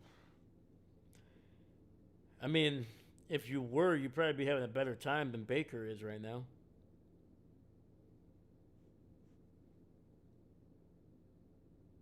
Should have tried a Hail Mary. I mean, he didn't have any time.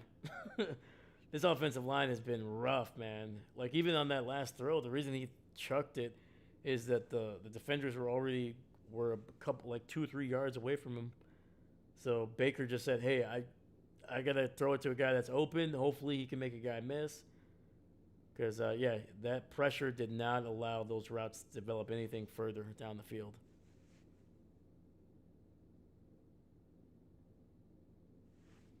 Sorry, let me change the possession here.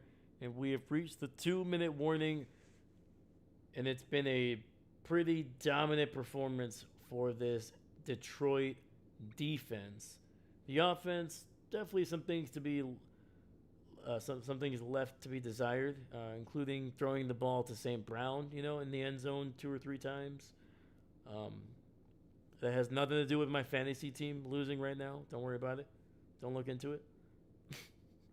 But no, Detroit's defense has been the most impressive thing about tonight, man.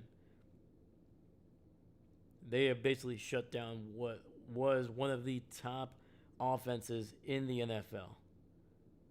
And coming into this game, Ibuka was healthy, Mike Evans was healthy. The only player that you could honestly say that Detroit would be missing was Bucky Irving. They're starting they're starting running back, which could have helped him in the running game for sure, and even in the passing game, he's been a really versatile weapon for him. But outside of that, man, even before Mike Evans left with a concussion, this offense was struggling. The pressure was not getting to Baker as much as it's getting the last couple drives here. But it was there was times where Baker literally just had to run for his life and trying to find something open, and it just wasn't happening. So, yeah, man. Detroit's defense, with all the injuries that they have sustained, man, and they've sustained a couple more in this game, they have looked pretty damn good. So,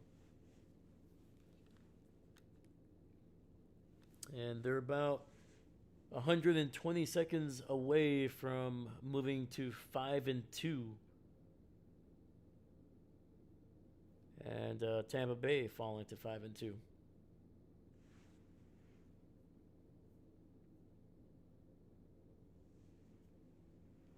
Holy cow, man. We got 6 people watching.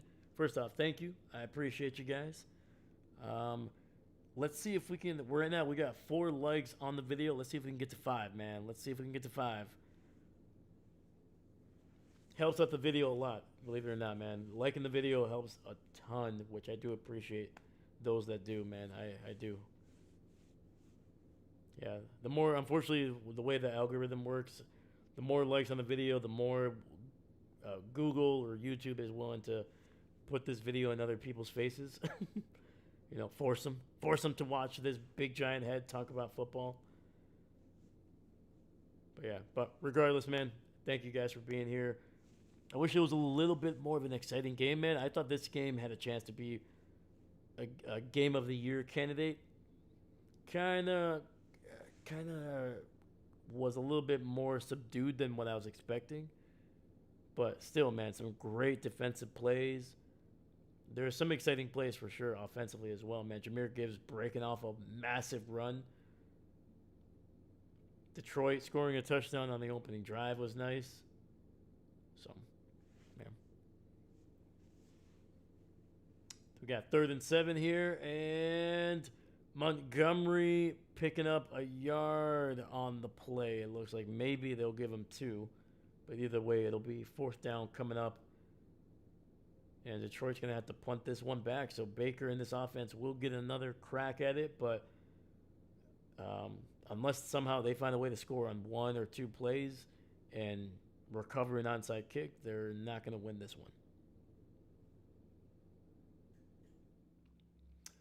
First off, why do they have like the smallest human being on the sideline? I'm talking about Detroit here. Smallest human being I've ever seen on the sidelines, holding about what looks like 12 Microsoft Surfaces. Like, can somebody help her out a little bit? Can't give her like a little cart, like a bag, a little tote bag that she can be like, yeah, you want this Microsoft Surface? Here you go. Like, she has to like, there's like literally one arm has like 7, and the other one has like 3 or 4. And she's just like this, just holding it out. Come on, man, help her out. Jesus. Steve Thank you for the stream, my friend. Detroit are the best team right now to play beautiful football. TBB are second, but today was an average. That was average at best. Yeah, Tampa Bay definitely looked off today, man. Just from the beginning, man. They started out punt, punt, punt, punt, and then they didn't score a point until just before the half. Yeah, man, it was a weird one for sure. C could probably bench press you if she could carry all of the. Absolutely, man. Trust me, I'm not a big guy. I'm not a huge guy.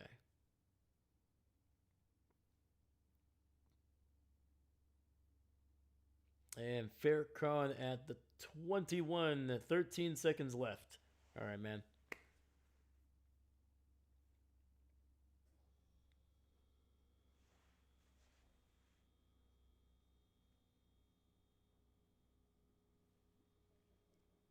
And Steve, absolutely, my man. Sorry, I got distracted with the game there with the punt.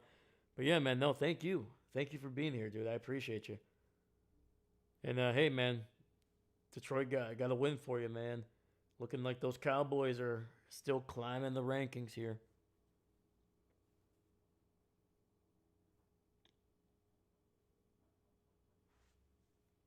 And hey, we got 5 likes. Let's go. Sweet, man. Appreciate you guys. Thank you. Thank you.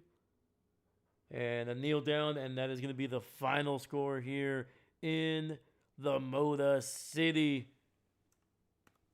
Detroit getting a big win here. They improved to 5-2, and Tampa Bay will fall to 5-2 on the year. Let's update the records just before we go.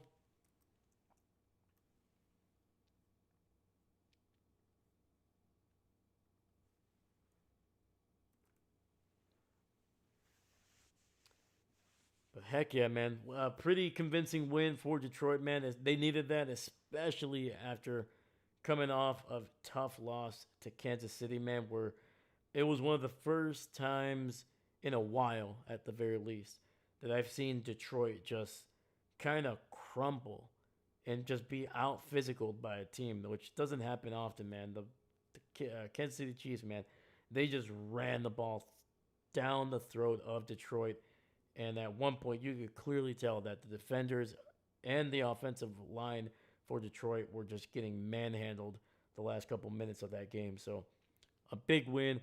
Great job by Dan Campbell to get his guys, refocused, and they look good tonight. And they took on a team that many thought was the best in the NFC. And I mean, I think Baker and this team are still going to be there at the end. I think they're going to win their division, and I think they will be fighting for that number one seed. So I don't think this is a true indication of what the Buccaneers can do, but tonight Tampa Bay really just unable to get anything going against Detroit. Man, they Detroit looked like a team that was waiting for this game all week to try to prove something, and they proved something tonight for sure. I may have been the fifth like. Okay, go Houston. Hey, there we go. Hey, appreciate you, David. Thank you, sir. You are the man. You are the man. All right, man. I think that's going to be it for me tonight, guys. I appreciate everybody that came through, man. David, Steve, Dahlia, Captain Mickey Mouse was here early on as well. Seastrom popped in here towards the end. Appreciate you, man. Stitch was here as well. So, yeah, man. Awesome game. And pretty convincing win for Detroit, man. Hopefully the Packers can are able to wipe this team off the field in the next couple of weeks when they go up against them, man. I'm going to be looking forward to that rematch, man, because I want to see what was week one an aberration and the Lions are really still the better team potentially, or have the Packers just kind of been meandering, and then once they go up against a true foe, they kind of tend to meet that expectation. So it'll be interesting. But yeah, I'm going to be heading out. I'm probably going to watch a little bit of this Houston-Seattle game before I head off to bed. I got to edit a few things for next week. And then I got to freaking wake up very early to go to work tomorrow, which I don't want to do. But Got to pay the bills. So thank you so much, guys. Heck of a week. We did 5 games, man, and we got another 5 coming next week. So thank you once again. Have a great night, man. I'll catch you guys on Thursday for a pretty fun matchup for Thursday night. So get ready. And also this week, the Packers are going to take on Aaron Rodgers and the Steelers, man, on Sunday night. So definitely, if you only catch one game next week, catch that one, man. So thank you so much, guys. Once again, my name is Dave, and I'm not a coach.